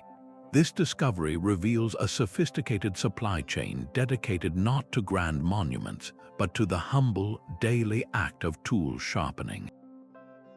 It shows that they understood the material properties of different abrasives on a granular level, no pun intended, and were willing to trade for the best materials to ensure their tools, and by extension, their entire architectural enterprise remained at the cutting edge. The grinding stone, therefore, stands as a powerful testament to a forgotten pillar of ancient innovation. The wisdom that true longevity is never just about building something great, but about knowing how to care for it. While we marvel at the precision of the level and the power of the axe, we must now turn our attention to the tools that moved the mountains of material required to bring these visions to life. The basket and the carry yoke, humble in their design yet monumental in their impact, appear throughout tomb art not as background props, but as the central nervous system of ancient Egyptian logistics. These scenes transport us from the focused stillness of the craftsman's workshop to the dynamic, rhythmic flow of the supply chain, where long lines of laborers form a human conveyor belt, moving the very substance of Egypt from quarry to construction site. The artwork captures this not as chaotic toil, but as a highly organized procession, a synchronized dance of efficiency that ensured a pyramid's appetite for stone and mortar was never left wanting. The artists paid exquisite attention to the design details of these tools, encoding critical lessons in material science and ergonomics. The baskets themselves are depicted with a specific, tight weave pattern, often shown bulging with their heavy loads of stone chips, sand, or water-soaked clay. This wasn't an arbitrary artistic choice. The density of the weave directly communicated load capacity and durability. A tightly woven basket could hold heavier, finer materials like sand without leaking, while a more open weave might be suitable for lighter, bulkier items. The shape, too, was instructional. Some are shown with a flat base, allowing them to be set down without spilling, while others have a rounded bottom, designed to be carried continuously and perhaps to fit more comfortably against the hip or shoulder. The carry yokes, often simple, curved pieces of wood balanced across the shoulders, are a masterclass in weight distribution. The artwork shows how the yoke's curve sits perfectly on the clavicles, transferring the immense load from the fragile spine and arms to the stronger skeletal frame of the torso and legs. This visual guidance on proper tool use was a vital manual for preventing injury and maximizing endurance over a grueling workday. This visual record reveals a stunningly sophisticated understanding of supply chain management, achieved without the wheel for heavy transport or beasts of burden like horses or oxen. The Egyptians mastered the logistics of massive projects through the meticulous organization of human power. The tomb paintings don't show isolated individuals struggling under immense weight. They show coordinated teams moving in unison, often in long, orderly lines that snake their way from the Nile's edge to the rising plateau of a pyramid. This implies a system of scheduled rotations, designated pathways, and centralized distribution points, an ancient just-in-time delivery system powered solely by coordinated human effort. The artwork captures the rhythm and scale of this endeavor, teaching future foremen how to manage the flow of thousands of workers to avoid bottlenecks and keep the worksite continuously stocked. Ultimately, these depictions of baskets and yokes serve as a powerful, humbling reminder. The great monuments of Egypt, which we so often attribute to the genius of architects and the divinity of pharaohs, were literally carried into existence on the backs and shoulders of countless laborers. Their tools were not made of bronze or copper, but of reeds, palm leaves, and wood. Their innovation was not in complex machinery, but in the flawless orchestration of movement and the intelligent design of tools that made that movement sustainable. The basket and yoke symbolize the incredible power of coordinated human endeavor, proving that the most foundational element of any great achievement is not always the most glamorous tool, but rather the unbreakable chain of effort that supports it from the ground up. Moving from the organized chaos of the supply chain, we enter a realm of almost meditative calm, where one of the most elegantly simple yet profoundly accurate tools in history makes its quiet appearance. The water level, depicted in only a handful of tomb scenes, represents a breathtaking leap of intuitive understanding. Imagine the challenge. You need to ensure that the foundation for a temple wall, stretching for hundreds of feet, is perfectly level. Without modern lasers or complex optical instruments, how do you achieve such precision over such vast distances? The Egyptian solution was one of pure genius, harnessing a fundamental law of nature itself.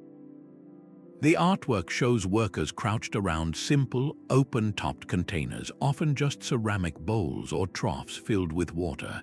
Their entire focus is on the placid, mirror-like surface of that water, a surface that will always inevitably find its own level. This was the ancient world's most reliable and infallible reference point. The true sophistication of this tool is hidden in the subtle details the artists chose to include.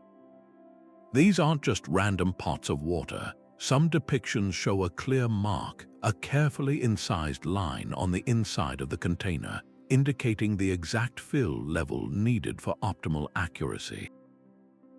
In other scenes, we see what appear to be small, floating pieces of wood or reed acting as primitive indicators, bobbing on the surface to make minute deviations in the water's plane even easier to detect with the naked eye. These small refinements are critical. They tell us that the Egyptians weren't just using water, they were actively engineering the tool for greater precision. On a massive project like leveling the foundation of a pyramid, teams of workers would have been stationed at intervals across the entire site, each with their own water level. By ensuring the water in every single container touched the same marker line, they could create a network of perfectly level reference points across acres of land, all communicating with each other through the immutable physics of fluid equilibrium. This method, while incredibly low-tech, encodes a principle of fluid dynamics that wouldn't be formally described by scientists for thousands of years.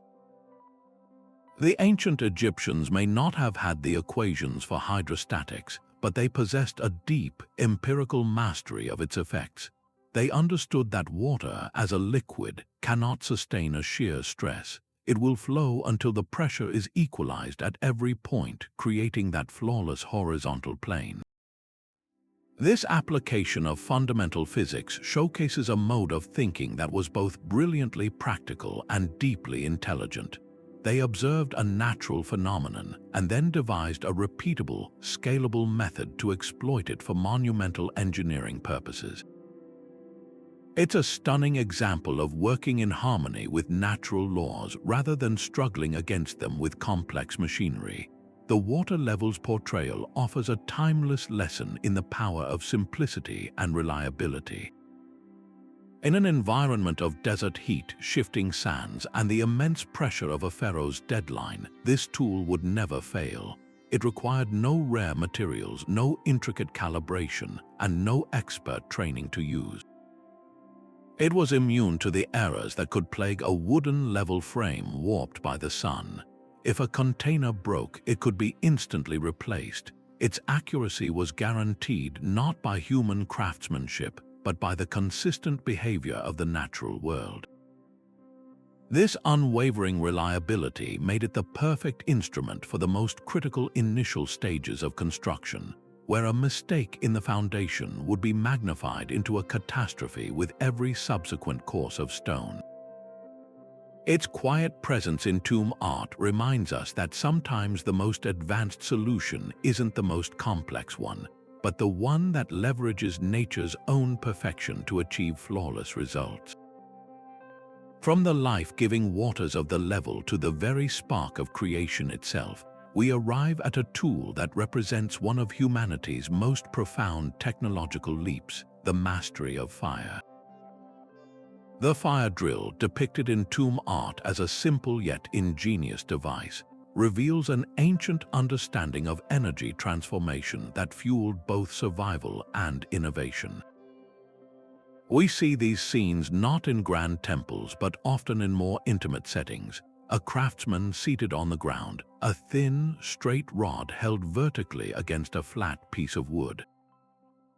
His hands are a blur of motion, pulling a bow-like device back and forth to spin the rod at an incredible speed.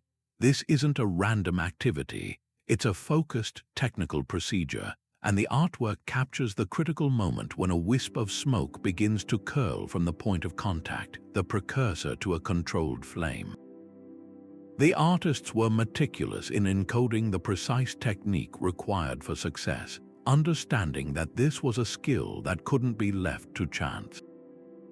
The posture of the operator is everything.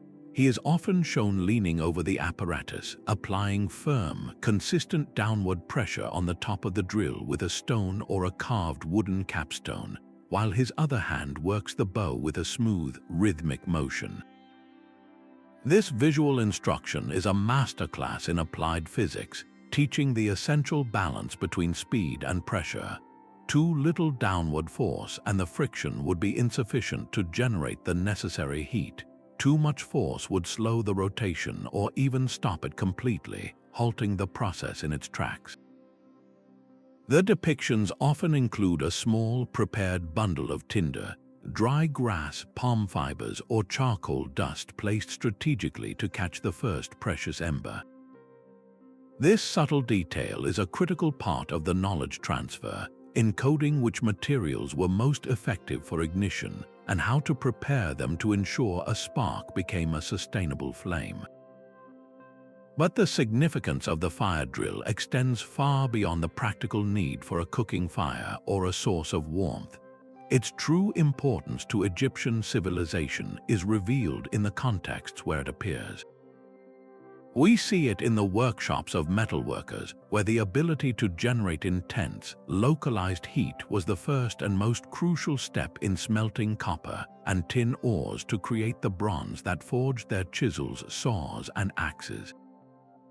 In the studios of potters, controlled fires were needed to transform fragile, sun-dried clay into hardened, durable ceramic vessels and loom weights.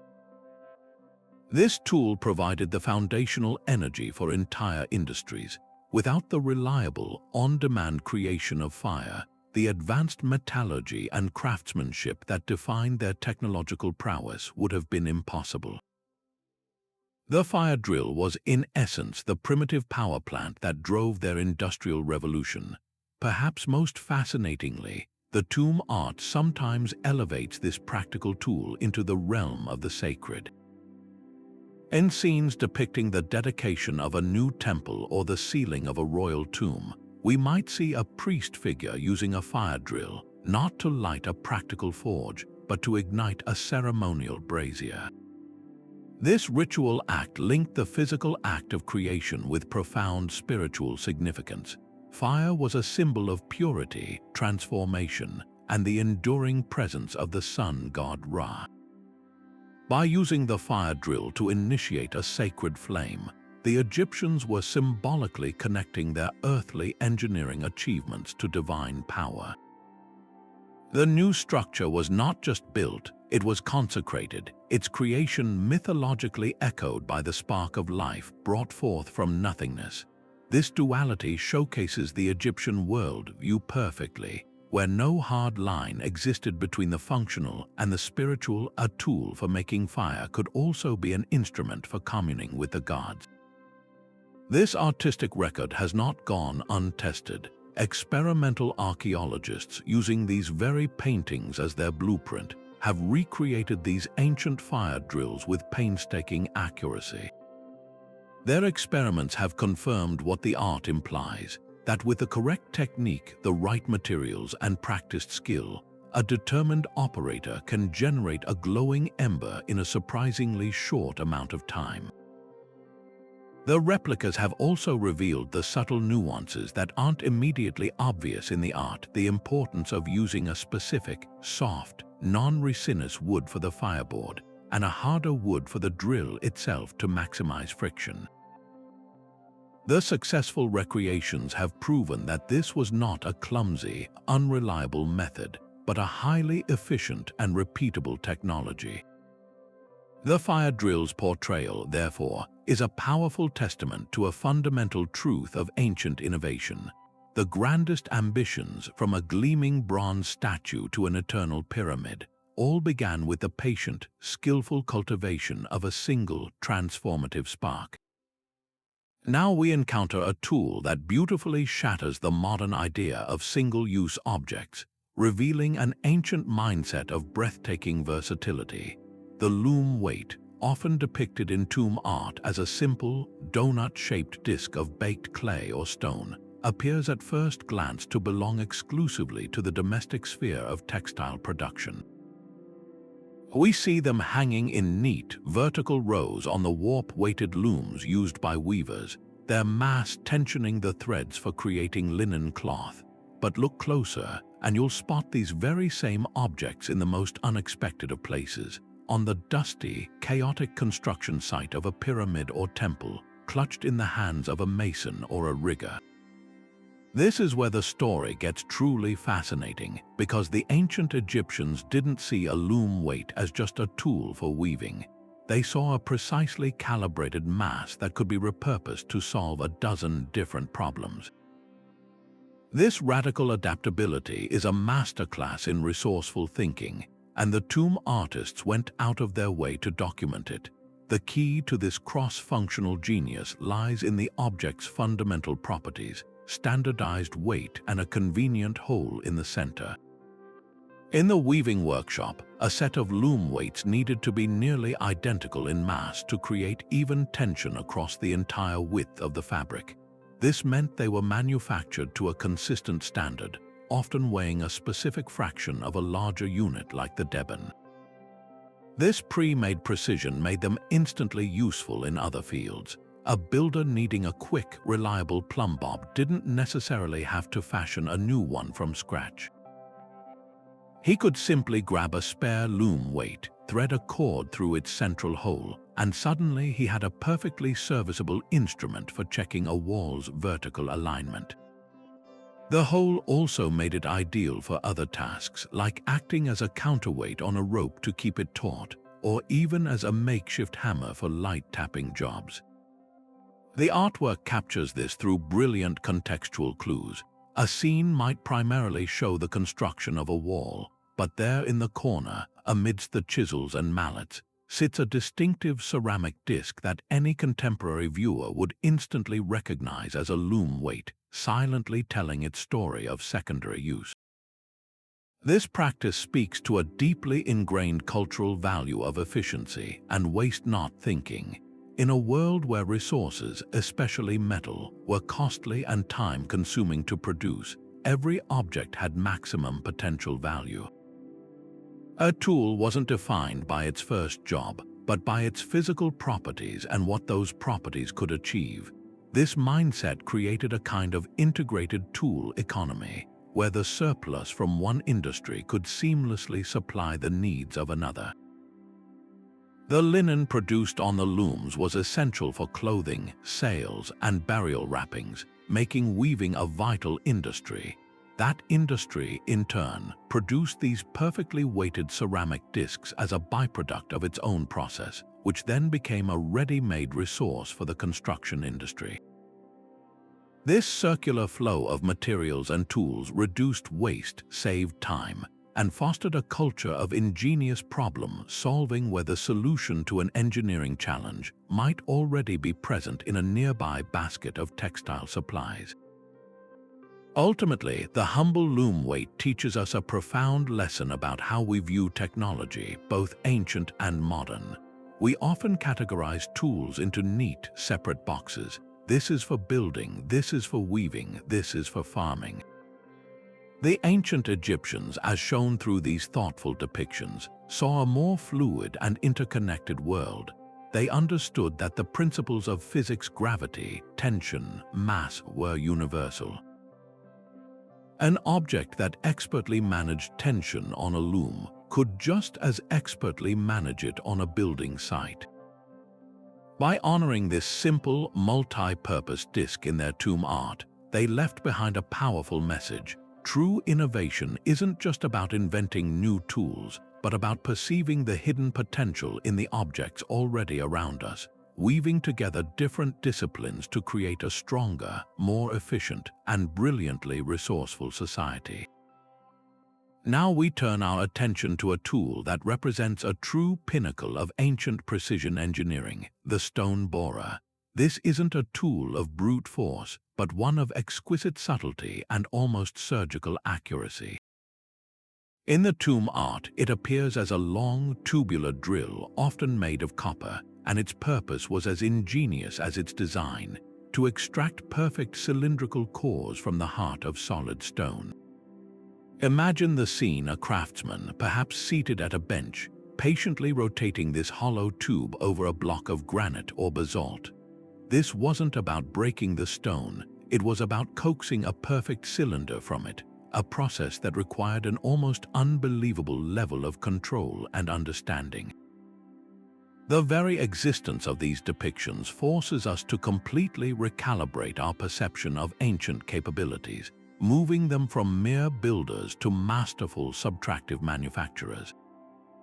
The artwork doesn't just show the tool, it provides a detailed, step-by-step guide to its operation, encoding a complex chemical and mechanical process. The operator is frequently shown using a drill bow to achieve a high, consistent rotational speed, but the real secret to its success is depicted right beside him: containers of water and piles of loose, abrasive sand. The ancient artists captured the critical moment of slurry management, the careful addition of water and sand into the growing groove. This mixture wasn't just a coolant, it was the cutting agent itself. As the copper tube rotated, the hard quartz particles in the sand embedded themselves into the softer metal, creating a million-strong, continuously renewable cutting edge that could slowly, inexorably grind its way through even the hardest stone. The artwork often shows the resulting, shimmering slurry being carefully managed, a messy but vital part of the process that transformed a simple copper tube into a powerful grinding machine. Perhaps the most telling detail in these scenes is what happens to the result. The artwork doesn't just show the hole left behind, it often highlights the beautiful, cylindrical core itself.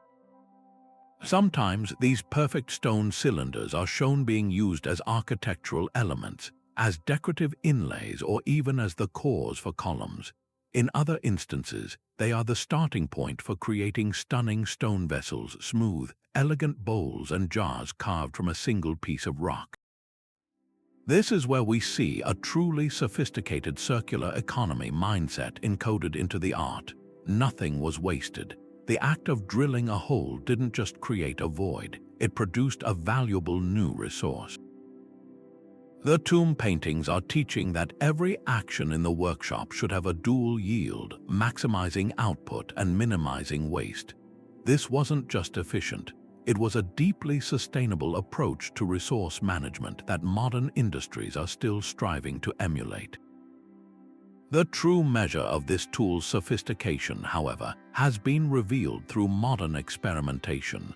Researchers and skilled engineers, using these tomb paintings as their exact blueprints, have reconstructed these stone borers using period-accurate materials.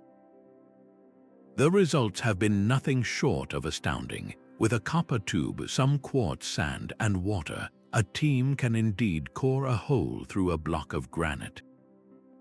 The process is slow and requires patience, but it works with a terrifying efficiency, leaving behind the exact same evidence we find on ancient artifacts: a perfectly circular hole with concentric scoring marks on its walls and a pristine, cylindrical core. These replicas have proven that the depictions were not artistic fantasies or symbolic gestures. They were precise technical records of a highly effective and repeatable industrial process. The ancient Egyptians had empirically mastered the physics of rotary grinding and the chemistry of abrasives to a degree that feels almost anachronistic. This tool's representation ultimately underscores a mastery of subtractive manufacturing that is simply breathtaking. We often think of carving as a reductive process, taking a large block and cutting away everything that doesn't look like a statue. The stone borer represents a far more advanced concept: precise internal subtraction. It was about removing a predefined, perfect shape from within a solid mass, a technique that requires incredible planning, foresight, and skill. This wasn't just about making a hole, it was about manufacturing a specific, desired form both inside and outside the original block simultaneously. The stone borer, as preserved in the silent language of tomb art, stands as a powerful testament to an engineering mindset that saw stone not as a barrier, but as a medium of infinite possibility, ready to be transformed through patience, knowledge, and the quiet, grinding power of a simple tube and sand. Now we come to a tool that perfectly embodies the ancient Egyptian pursuit of harmony between the physical and the metaphysical, the balance scale. While we often picture these elegant instruments in bustling marketplaces, weighing sacks of grain or gleaming gold rings, tomb art reveals their indispensable role in the heart of the construction site itself. Imagine the scene. Amidst the dust and din of stonecutters and masons, a master craftsman stands before a scale, his focus absolute. In one pan, he carefully places a stone weight, beautifully carved and polished. In the other, he gently pours a specific, finely ground mineral, perhaps malachite for green pigment or manganese for black, that will be mixed into a plaster or used to create a vibrant paint for a royal tomb's walls. This wasn't a casual measurement, it was a chemical recipe, and the scale was the guarantee that the formula would be replicated with flawless consistency every single time, ensuring the colors that would dazzle for millennia were perfectly bound and durable. The artists who painted these scenes were meticulous in their technical detail, encoding the very standards that underpinned Egyptian engineering.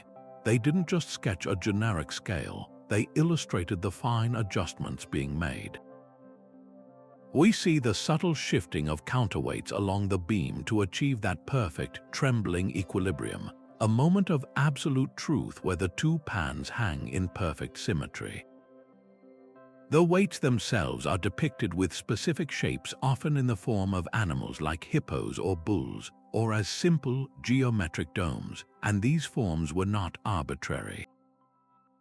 They corresponded to a highly organized system of units, primarily based on the deben and the kite, which provided a universal language of mass across the entire kingdom. This visual record was a permanent reference manual. A builder in a remote quarry could know with certainty that the amount of copper he was weighing out for a shipment of new chisels was exactly the same as the amount a smelter in Memphis would be expecting to receive, because they were both using the same standardized weights, perfectly captured in the art they all recognized. This relentless pursuit of precision, however, blossomed into something far greater than mere practicality. The balance scale naturally evolved into one of the most powerful symbols in the entire Egyptian worldview. Its perfect, unwavering balance became the ultimate metaphor for the cosmic principle of Mat, the concept of truth, justice, order, and harmony that governed the universe. This symbolic weight is most famously seen in the afterlife scenes of the Book of the Dead, where the heart of the deceased is weighed against the feather of Mat. But this symbolism was deeply rooted in the earthly use of the scale. For an Egyptian artisan, ensuring a perfect measure of tin to mix with copper to create strong bronze wasn't just a technical step, it was an act of upholding cosmic order. Using an honest weight was a moral imperative, a direct reflection of a just and truthful character. The tool itself taught that building with integrity meant building with integrity. This beautiful duality, the scale as both a precision instrument and a moral compass, offers us a profound insight into the ancient Egyptian mind. It reveals a culture that saw no separation between the ethical and the technical, the spiritual and the scientific. A perfectly balanced scale meant a strong mortar that would hold a wall together for eternity, and it also meant a soul in harmony with the divine. The architect and the priest were, in many ways, pursuing the same goal, the manifestation of perfect, eternal order in a chaotic world. The scale was the tool that bridged these two realms, its central beam a literal and figurative axis between earth and heaven. Modern metrologists, scientists who specialize in the science of measurement, have used these very artistic depictions to decode the ancient Egyptian weight system with astonishing accuracy. By studying the relative sizes of the painted weights and comparing them to the vast number of actual weights found by archaeologists, they have been able to confirm the values of the deben and its subdivisions. This has revealed a system of remarkable sophistication and consistency, one that was maintained across centuries and vast geographical distances.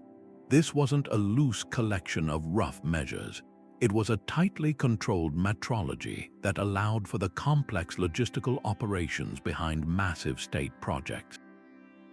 The balance scale, therefore, was far more than a simple tool. It was the guardian of quality control, the engine of fair trade, the symbol of ultimate justice, and the physical proof that in ancient Egypt, to build something true was to touch the divine.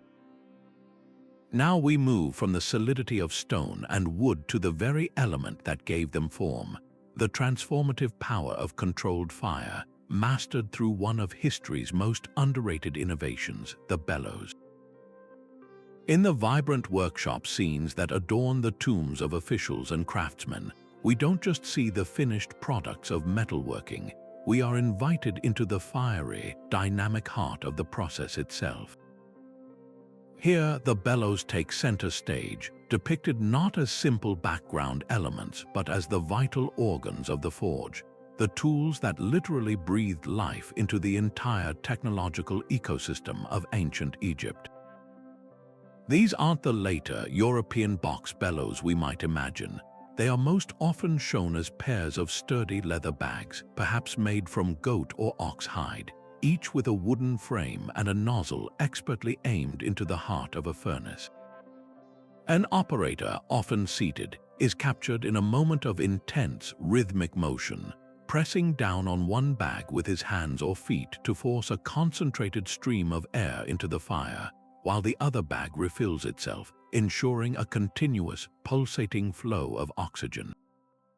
This wasn't just manual labor, it was a skilled performance of applied chemistry, and the tomb artists recognized it as such, preserving every critical detail. The sophistication of these depictions is truly remarkable, revealing a deep, empirical understanding of combustion dynamics that feels centuries ahead of its time. The artists didn't just paint a generic blast of air, they encoded specific technical knowledge through subtle visual cues. The placement of the nozzle is almost never arbitrary. It is shown inserted at a precise angle into the base of the furnace or crucible. This is a masterstroke of engineering intuition. By introducing the air from below, the Egyptians were ensuring it would rise through the fuel, efficiently feeding the fire from its foundation and carrying away the combustion gases, creating a much more efficient and hotter burn than surface air could provide. Furthermore, many scenes include carefully painted piles of fuel beside the furnace, specific types of charcoal made from acacia or tamarisk wood. This is another critical piece of the encoded language. The artists were documenting that not all fuels were equal. They knew that dense, hardwoods produced a charcoal that burned hotter and longer than softwoods, a vital piece of knowledge for achieving the extreme temperatures needed to smelt copper ores or forge tough bronze alloys. This visual instruction ensured that every aspect of the process, from airflow to fuel selection, was preserved for future generations of metalworkers. This tool's role was absolutely foundational, the critical link in a self-sustaining cycle of innovation. The tomb art consistently places these bellows and their operators in workshops that are physically and symbolically connected to the great construction projects. A scene might show the forging of new copper chisels in a workshop right at the base of a rising pyramid, the metallic clang a constant counterpoint to the rumble of moving stone. This wasn't just a convenience, it was a necessity. The bronze saws used to cut limestone blocks would dull quickly. The copper chisels used for detailed carving would need to be constantly resharpened, retipped, or entirely recast. The bellows provided the lifeblood for this entire maintenance and production cycle. Without a reliable, high-temperature heat source on site, the entire project would have ground to a halt as tools failed and could not be replaced. The artwork is teaching us that the pyramid itself was not just built with tools, it was built with a system, and the bellows were the beating heart that kept that system alive, fueling the forges that constantly renewed the very instruments of creation. This incredible accuracy has been put to the test in the most compelling way possible. Experimental archaeologists, using these detailed paintings as their exact blueprints, have reconstructed these leather bag bellows and attached them to replica furnaces. The results have been nothing short of revolutionary, silencing any doubts about ancient capabilities. Using only materials and methods available at the time, a leather bag, a ceramic nozzle, and charcoal fuel, these replicas have consistently achieved temperatures in excess of 1,100 degrees Celsius. This is far more than enough heat to not only smelt copper and tin from their ores, but to combine them into bronze and pour them into molds, and to expertly forge the resulting metal into hardened tools. The experiments confirmed the genius of the depicted design. The pulsating air blast from the twin bags creates a much more stable and efficient fire than a constant stream would, preventing the fuel from being consumed too quickly while still delivering immense heat. This process of recreation validates every single detail in the art, from the nozzle angle to the operator's posture, transforming these static images into a dynamic and proven technical manual. Ultimately, the portrayal of the Bellows delivers a profound and humbling lesson about the nature of innovation itself. We often focus on the dazzling end results, the gleaming dagger, the sharp chisel, the perfectly cut stone block. But the Bellows force us to look deeper at the enabling technology that made it all possible. They remind us that a brilliant design is nothing without the means to execute it. You can envision the most perfect bronze saw in the world, but without the controlled, intense heat of the bellows-driven forge, that vision remains trapped in the mind, unable to be born into the physical world. The bellows represent the essential infrastructure of innovation, the unsung hero that turns abstract ideas into tangible reality. Their honored place in tomb art is a tribute to this fundamental truth, ensuring we remember that behind every great achievement, there is very often a simple, rhythmic, and vital act of breathing life into the fire. From the fiery heart of the forge, we now turn to a tool that harnessed that heat-hardened metal to perform a feat of pure physics, the wedge.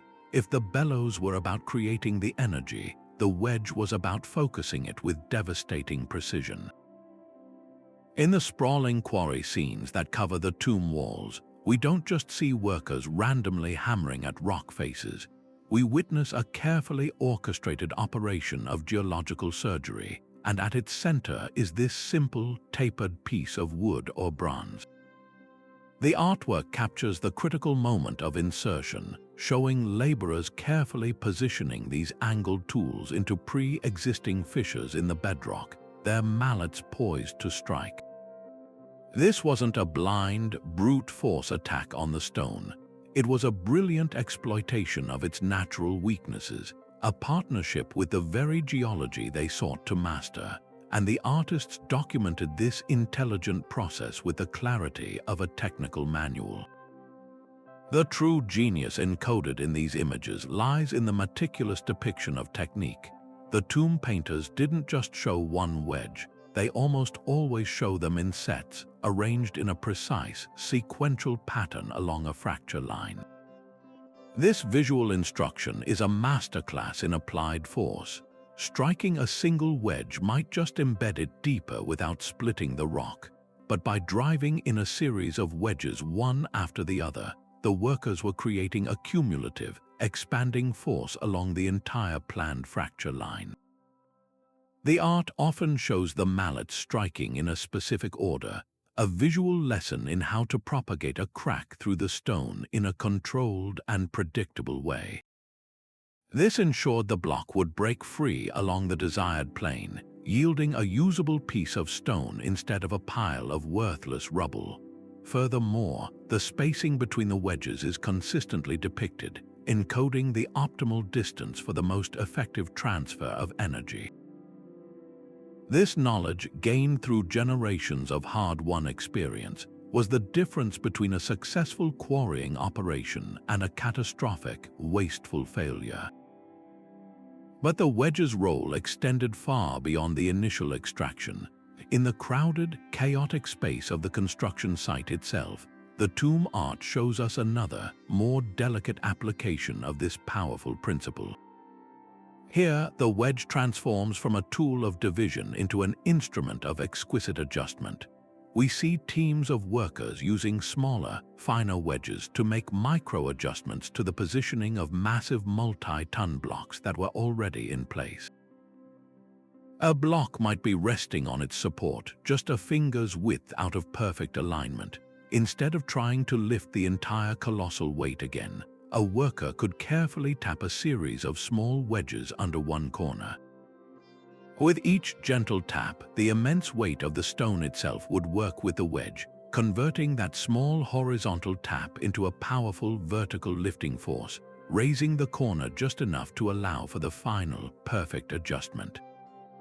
This technique, so clearly illustrated, reveals an intuitive grasp of mechanical advantage that allowed a few people with simple tools to manipulate weights that would otherwise be immovable.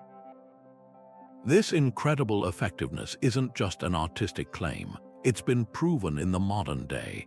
Engineers and stonemasons, using these tomb paintings as their direct guide, have conducted extensive experiments to test the wedge methods shown. They've replicated the exact types of wooden wedges depicted, often using a dry, hard wood like acacia, and have even experimented with pouring water onto them once they were seated in a crack.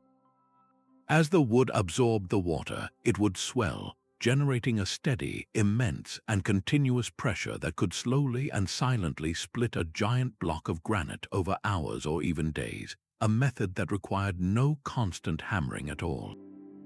These experiments have consistently affirmed that the techniques illustrated in the art are not only plausible but highly effective, capable of producing clean fractures with a level of control that is still impressive today. The wedge, in its brutal simplicity, stands as a timeless testament to the power of a simple idea executed with perfect understanding. It exemplifies the core of the ancient Egyptian engineering philosophy. That profound power could be found not in complexity, but in the intelligent application of fundamental physics, with a piece of shaped wood or bronze serving as the ultimate lever to move the world. Amidst the grand depictions of stone lifting and precision carving, the tomb artists also turned their meticulous eyes to a tool of quiet, methodical refinement, the sieve. It's a scene that might seem almost domestic at first glance, reminiscent of a baker sifting flour. But in the context of ancient Egyptian engineering, this simple act was a cornerstone of quality control, a vital step that separated a structurally sound monument from one that would crumble into dust. The artwork shows us laborers, often kneeling beside large piles of sand or aggregate, vigorously shaking these circular, mesh-bottomed trays. The material rains down through the weave, while larger, unwanted pebbles and debris are left behind. This wasn't a casual preparation. It was a calculated process of purification, and the artists captured it with a focus that reveals its profound importance to the entire architectural enterprise. What's truly fascinating is how the artists used visual cues to document a whole system of standardized grading. They didn't just paint a generic sieve. Look closely across different tombs, and you'll notice clear variations in the mesh pattern. Some sieves are depicted with a wide, open weave, designed to produce a coarse, gritty sand perfect for mixing the thick, heavy mortar used in the deep foundations of a pyramid or the core of a massive wall. This coarse aggregate provided bulk and strength, acting as the skeletal structure within the binder. In stark contrast, other scenes show sieves with an incredibly fine, almost gauzy mesh. These were the tools for creating the premium product, ultra-fine sand or powdered gypsum, that would be mixed with water and lime to create the smooth, flawless plaster for interior tomb walls or the delicate, polished render that would grace the surface of a temple's exterior. This subtle coding in the artwork was a direct instruction manual.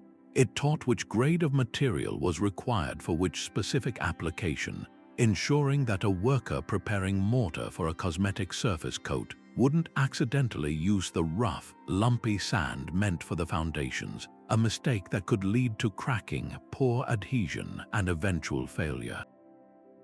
This process encodes a deep, empirical understanding of material science that we are only now fully appreciating. The ancient Egyptians knew that the quality of their finished product was entirely dependent on the quality of their raw ingredients. By removing oversized particles and inconsistencies, the sieve ensured a uniform particle size in the final mix.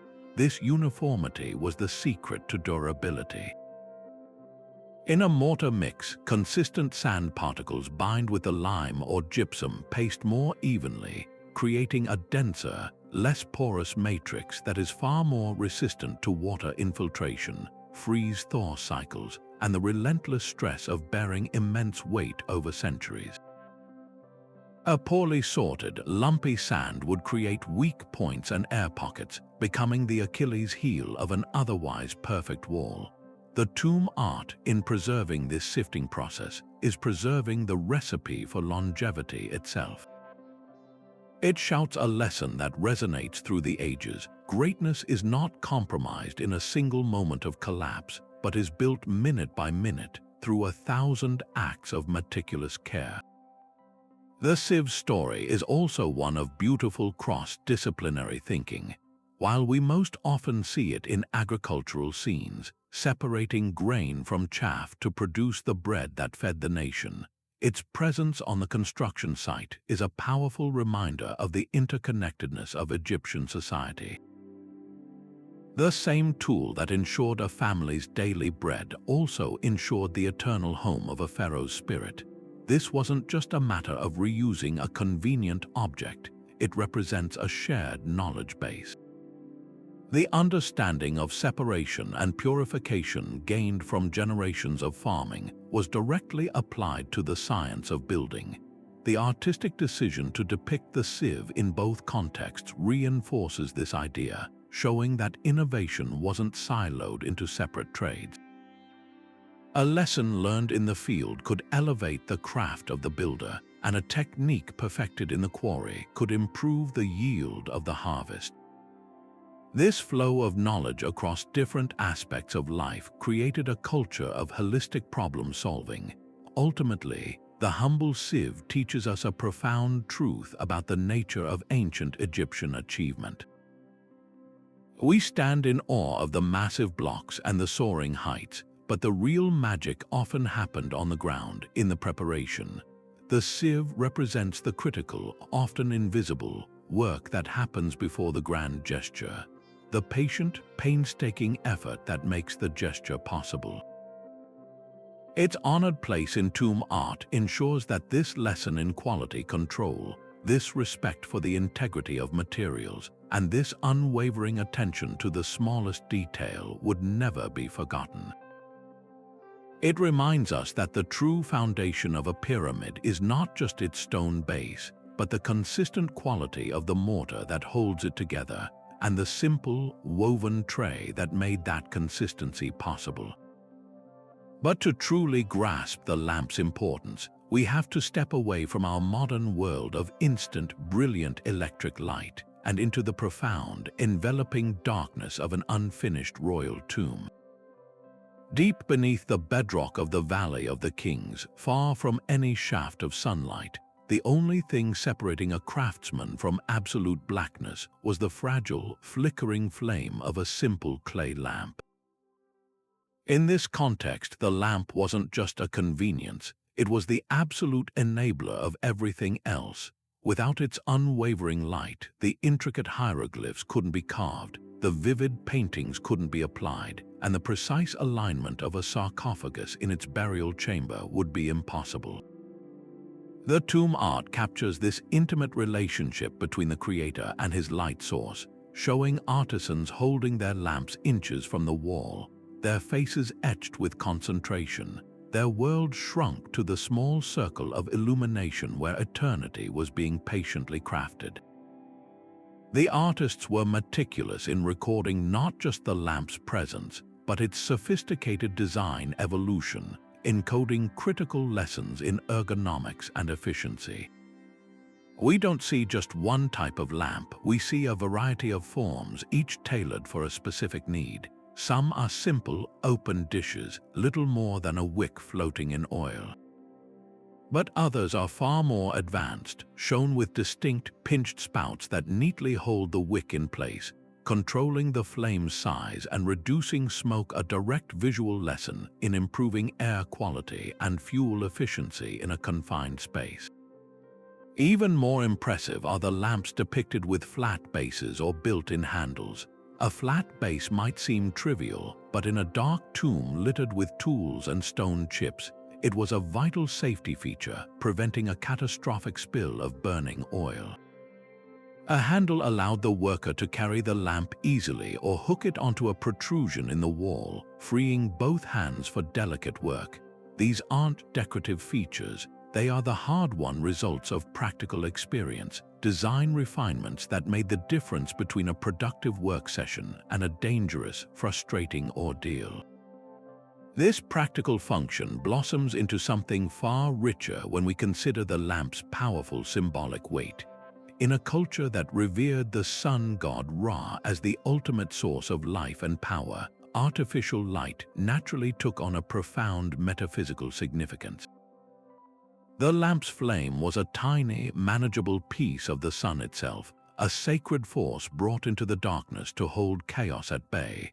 We see this duality beautifully illustrated in the artwork. A scene might show a sculptor using a lamp to check his work on a statue of a god, the practical light literally illuminating the divine form. In other contexts, the lamp itself becomes a divine attribute, held by deities to symbolize enlightenment, guidance through the underworld, and the eternal triumph of order over chaos. This blending of meanings ensured that the tool was treated with reverence. Maintaining the light was both a practical necessity and a spiritual act, a daily ritual connecting the mundane work of cutting stone to the cosmic battle between light and dark. By carefully studying these illuminated scenes, modern researchers can reconstruct the ancient workday with surprising clarity. The intensity and quality of light from a simple flax wick lamp burning sesame or castor oil creates a very specific pool of illumination, perhaps bright enough to read by at its center but fading quickly into shadow. This tells us that work requiring fine detail, like painting a hieroglyph's intricate feather or inlaying a piece of faience, would have had to be done in very close quarters and for limited periods before eye fatigue set in. The placement of lamps in group scenes suggests how teams organize themselves, perhaps clustering around a few central lights for general tasks, while individual craftsmen used their own personal lamps for precision work. This isn't just about light, it's a window into ancient time management, workplace safety, and the very human rhythms of labor under challenging conditions, all encoded in the gentle glow of a clay lamp. Ultimately, the humble lamp story is one of the most profound in our entire journey. It reminds us that the most breathtaking innovations are sometimes not about achieving the spectacular, but about solving the most fundamental human problems.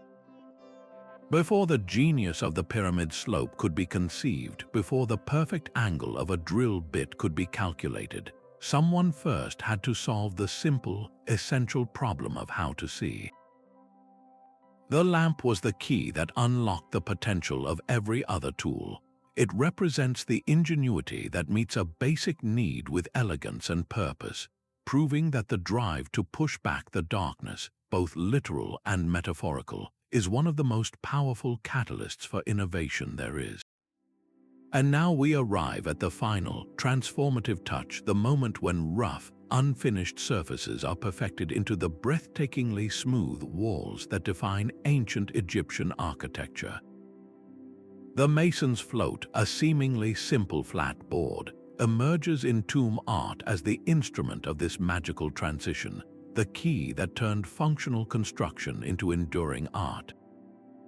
These scenes pull us into the quiet, focused conclusion of the building process, where the thunderous noise of quarrying and the clang of metal have faded, replaced by the soft, rhythmic swish of the float moving across wet plaster or drying stone. Here, in these final stages, the true aesthetic vision of the Egyptians was realized, and the artwork captures this with a reverence usually reserved for religious ceremonies, underscoring that achieving a perfect finish was itself a sacred act. The artists were meticulous in documenting not just the tool, but the entire nuanced technique of its application, encoding a masterclass in surface preparation. We see workers, often on scaffolding or kneeling before a wall, guiding the float with both hands in long, sweeping, overlapping arcs. The posture is everything. Their bodies are shown leaning into the work with a consistent, distributed pressure, their movements fluid and controlled rather than rushed or jagged. This visual instruction is critical. Applying too much pressure in one spot could create an unwanted depression or pull the plaster away from the wall, while too little pressure would fail to compress the material and eliminate air pockets. The angle of the float in relation to the surface is also consistently depicted, showing it held almost perfectly flat, gliding over the material to burnish it to a shine rather than scrape or gouge it. These scenes are a silent lesson in patience and touch, teaching that the difference between a good wall and a flawless one lay in the craftsman's ability to feel the surface and respond with calibrated, consistent motion. What's truly remarkable is how the artwork differentiates between floats for different materials, revealing a sophisticated understanding of their unique properties. For smoothing the thick, gypsum-based plaster that coated tomb walls, we see larger floats with a slightly porous wooden face.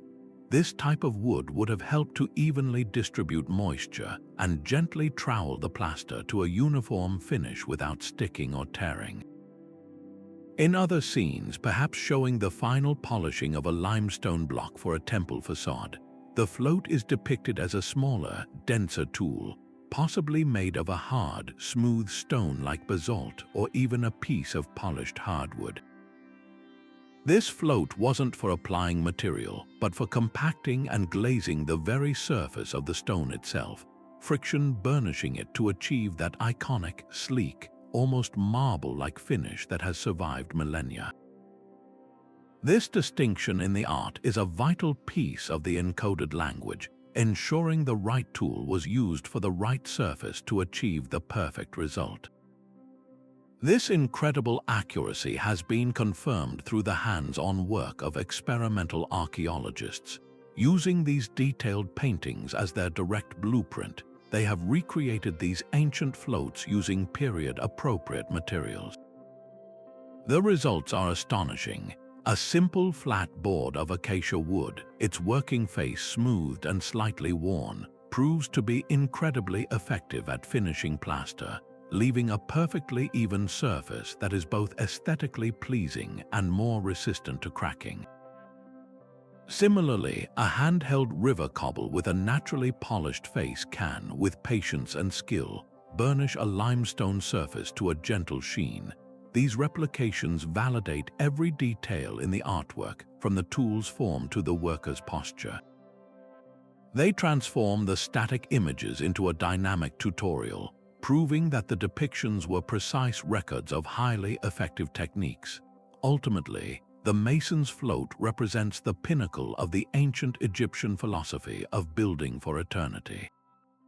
Its prominence in tomb art celebrates a dedication to perfection that extended to the smallest, often unseen, details. A perfectly floated wall wasn't just about beauty, it was about protection. A smooth, non-porous surface was more resistant to wind erosion, driving rain, and the microscopic wear of blowing sand. It was harder for damaging salts to crystallize within its dense matrix, and it provided a far more stable and durable canvas for the vibrant paintings that would adorn it. This tool, therefore, was the final guardian of the entire architectural endeavor. It ensured that the immense effort of quarrying, moving, and shaping these colossal stones was protected and preserved, that the grand vision of the architect would not be eroded by time but would stand smooth and majestic for thousands of years to come. And so we arrive at the final, and perhaps most profound, instrument in this entire visual lexicon, the divine template. After exploring the tangible, earth-bound tools of chisels and levels, we now ascend into the realm of the metaphysical, where the act of building merges completely with the act of worship.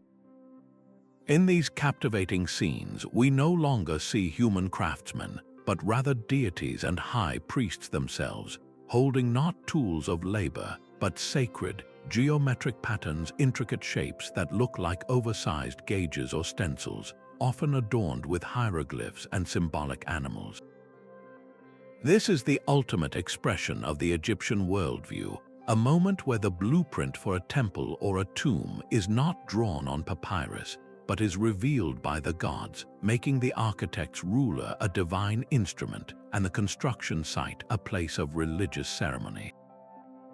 The artwork depicting these templates is incredibly specific, moving beyond symbolism into the language of precise mathematics. Look closely at the object being held by a god like Thoth, the deity of wisdom, or by the pharaoh acting as the high priest. You won't see a vague, ceremonial object. You'll see a shape with clear, defined edges, often featuring distinct notches along its side or a specific, elegant curve. Researchers analyzing these details have made a stunning realization. These are not random decorations.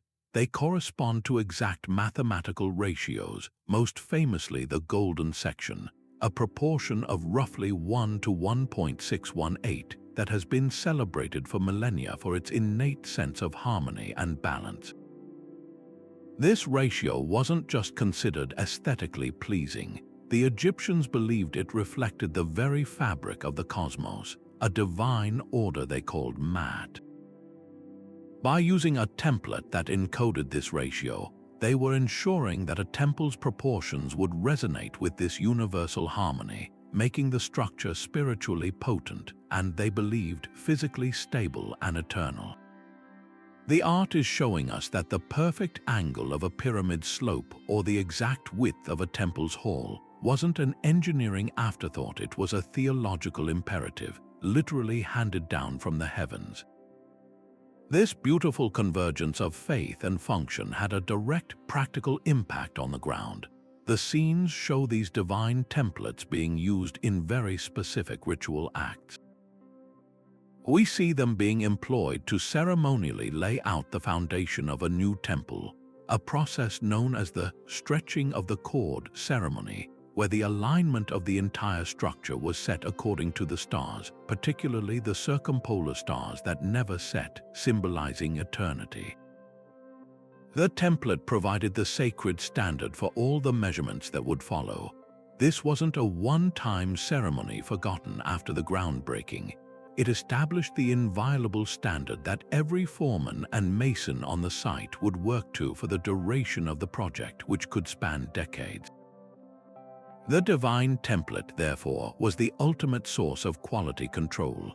It ensured that every element, from the largest column to the smallest relief carving, was in harmony with every other, creating a unified whole that was both structurally sound and spiritually charged. Interpreting these images has allowed researchers to finally understand the deep, philosophical undercurrent that powered ancient Egyptian innovation. It reveals that for them, there was no distinction between a sacred act and a technical one. To build with perfect precision was to worship. To align a corridor with the rising sun on the summer solstice wasn't just an astronomical feat. It was a way of pulling the power of the sun god Ra directly into the heart of the temple.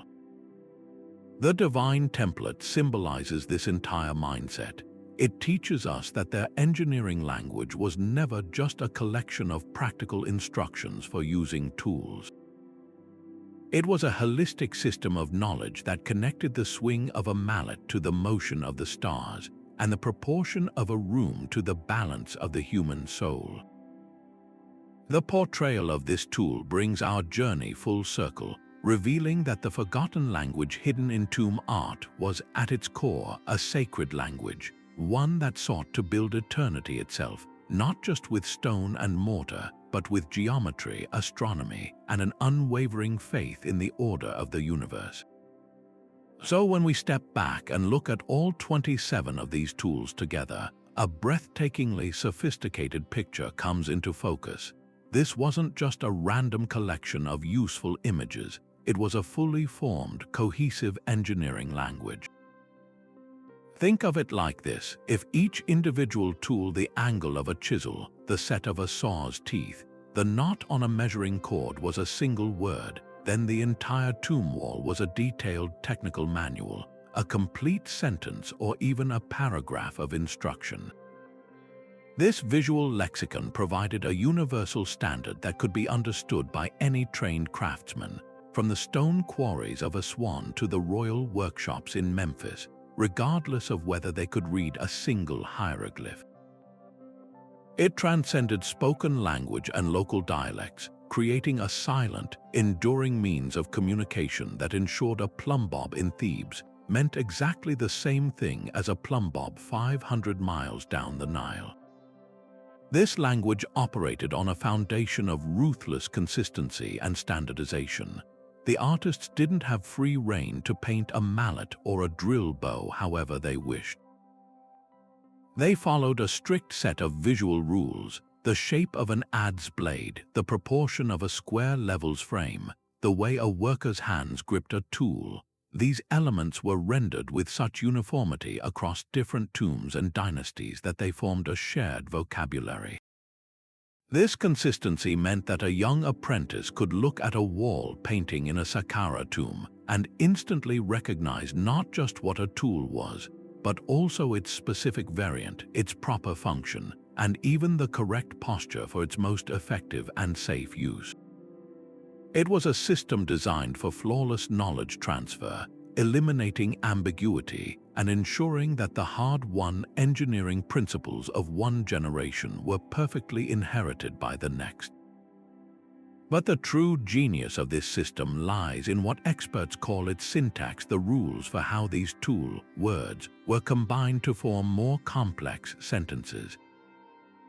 The artwork rarely shows a tool in isolation. Instead, we see them in active, interlocking relationships. A scene might depict a saw being used in concert with a measuring cord, teaching that cutting must be preceded by precise measurement. Another shows a chisel positioned at a specific angle to a stone block, while a mallet is frozen in mid-swing above it, illustrating the exact force and trajectory needed for a successful strike.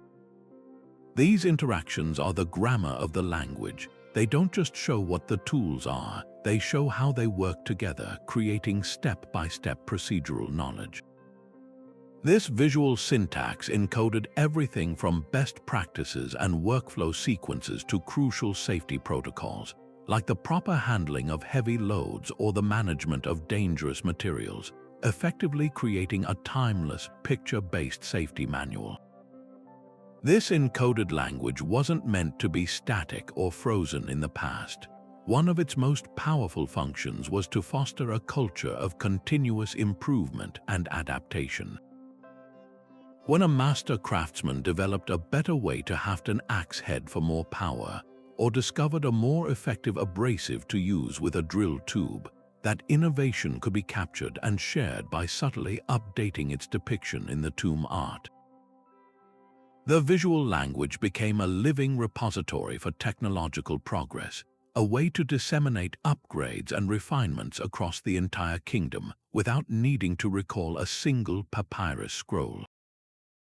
It allowed Egyptian engineering to evolve dynamically, ensuring that the methods used to build a pyramid in the 4th dynasty could be refined and improved upon for the grand temples of the new kingdom centuries later.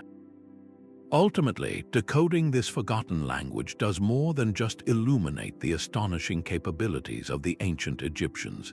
It offers a profound lesson for our own modern era, obsessed as we are with digital data and complex documentation.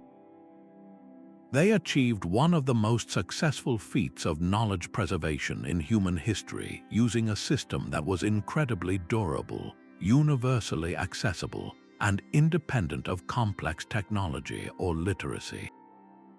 In an age where file formats become obsolete and digital storage can fail, their solution was elegantly permanent: bake the instructions directly into the sacred art that would be protected for eternity.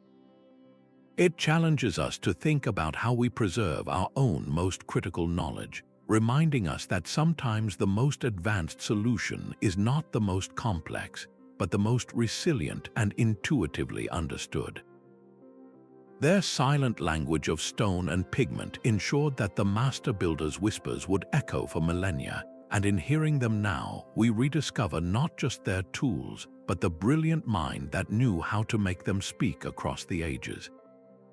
Reflecting on these 27 tools, we begin to see a much larger and more profound picture coming into focus.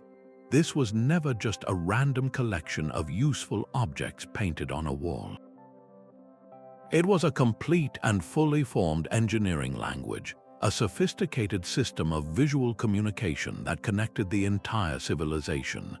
Each individual tool depiction acted like a single word, but when you step back and look at the entire tomb wall, you see complete sentences and paragraphs of technical instruction. This visual lexicon provided a universal standard, a way for a master builder in Thebes to communicate exact specifications to an apprentice in Aswan without them ever needing to share a single spoken word or read a single hieroglyph. It transcended local dialects and literacy, creating a silent, enduring means of preserving knowledge that ensured a plumbob here meant exactly the same thing as a plumbob 500 miles down the Nile. What made this language so powerful was its incredible consistency. The artists didn't paint these tools on a whim. They followed a strict, unwritten set of visual rules. The specific curve of an adze blade, the exact proportion of a square levels frame, the precise way a worker's hands were shown gripping a mallet, these elements were rendered with such uniformity across different tombs and even different dynasties that they formed a reliable, shared vocabulary. This ruthless standardization meant that a young craftsman could look at a wall painting in a Saqqara tomb and instantly recognize not just what a tool was for, but its specific variant, its proper function, and the correct, safe posture for its most effective use. It was a system designed for flawless knowledge transfer across generations, eliminating ambiguity and ensuring that the hard-won engineering principles of one era were perfectly inherited by the next. But the true, breathtaking genius of this system lies in its syntax, the rules for how these words were combined. The artwork almost never shows a tool in isolation. Instead, we see them in active, interlocking relationships, forming complex instructional sentences. A scene might depict a saw being used in concert with a measuring cord, teaching that the act of cutting must always be preceded by the act of precise measurement. Another shows a chisel positioned at a very specific angle to a stone block, while a mallet is frozen in mid-swing above it, a perfect illustration of the exact force and trajectory needed for a successful strike. These interactions are the grammar of the language. They don't just show what the tools are, they show how they work together, creating rich, step-by-step procedural knowledge. This visual syntax encoded everything from best practices and workflow sequences to crucial safety protocols, effectively creating a timeless, picture-based manual that taught how to handle heavy loads or manage dangerous materials without a single written warning. This encoded language was never meant to be a static museum piece, frozen in the past. One of its most powerful and often overlooked functions was its ability to foster a culture of continuous improvement. When a brilliant master craftsman developed a better way to haft an axe head for more power, or discovered a more effective abrasive sand to use with a drill tube, that innovation could be captured and shared across the entire kingdom simply by updating its depiction in the newest tomb art. The visual language became a living, evolving repository for technological progress, a way to disseminate upgrades and refinements without needing to recall a single papyrus scroll or send out a royal decree. It allowed Egyptian engineering to adapt and evolve dynamically over centuries, ensuring that the methods used to build a pyramid in the 4th dynasty could be refined and improved upon for the grand temples of the new kingdom, creating an unbroken chain of innovation. Ultimately, decoding this forgotten language does so much more than just satisfy our historical curiosity about how the pyramids were built. It offers a profound and deeply humbling lesson for our own modern era, which is so obsessed with digital data clouds and complex documentation that can become obsolete in a decade. The ancient Egyptians achieved one of the most successful and enduring feats of knowledge preservation in human history, using a system that was incredibly durable, universally accessible, and completely independent of complex hardware or literacy. In an age where our own file formats can become unreadable and digital storage media can degrade, their solution was elegantly permanent and resilient. They baked the most important instructions directly into the sacred art that they knew would be protected and preserved for eternity.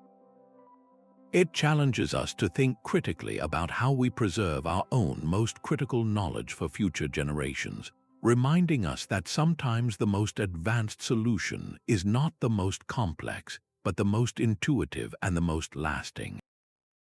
Their silent language of stone and pigment ensured that the whispers of the master builders would echo for millennia, a testament to human ingenuity that speaks across the ages.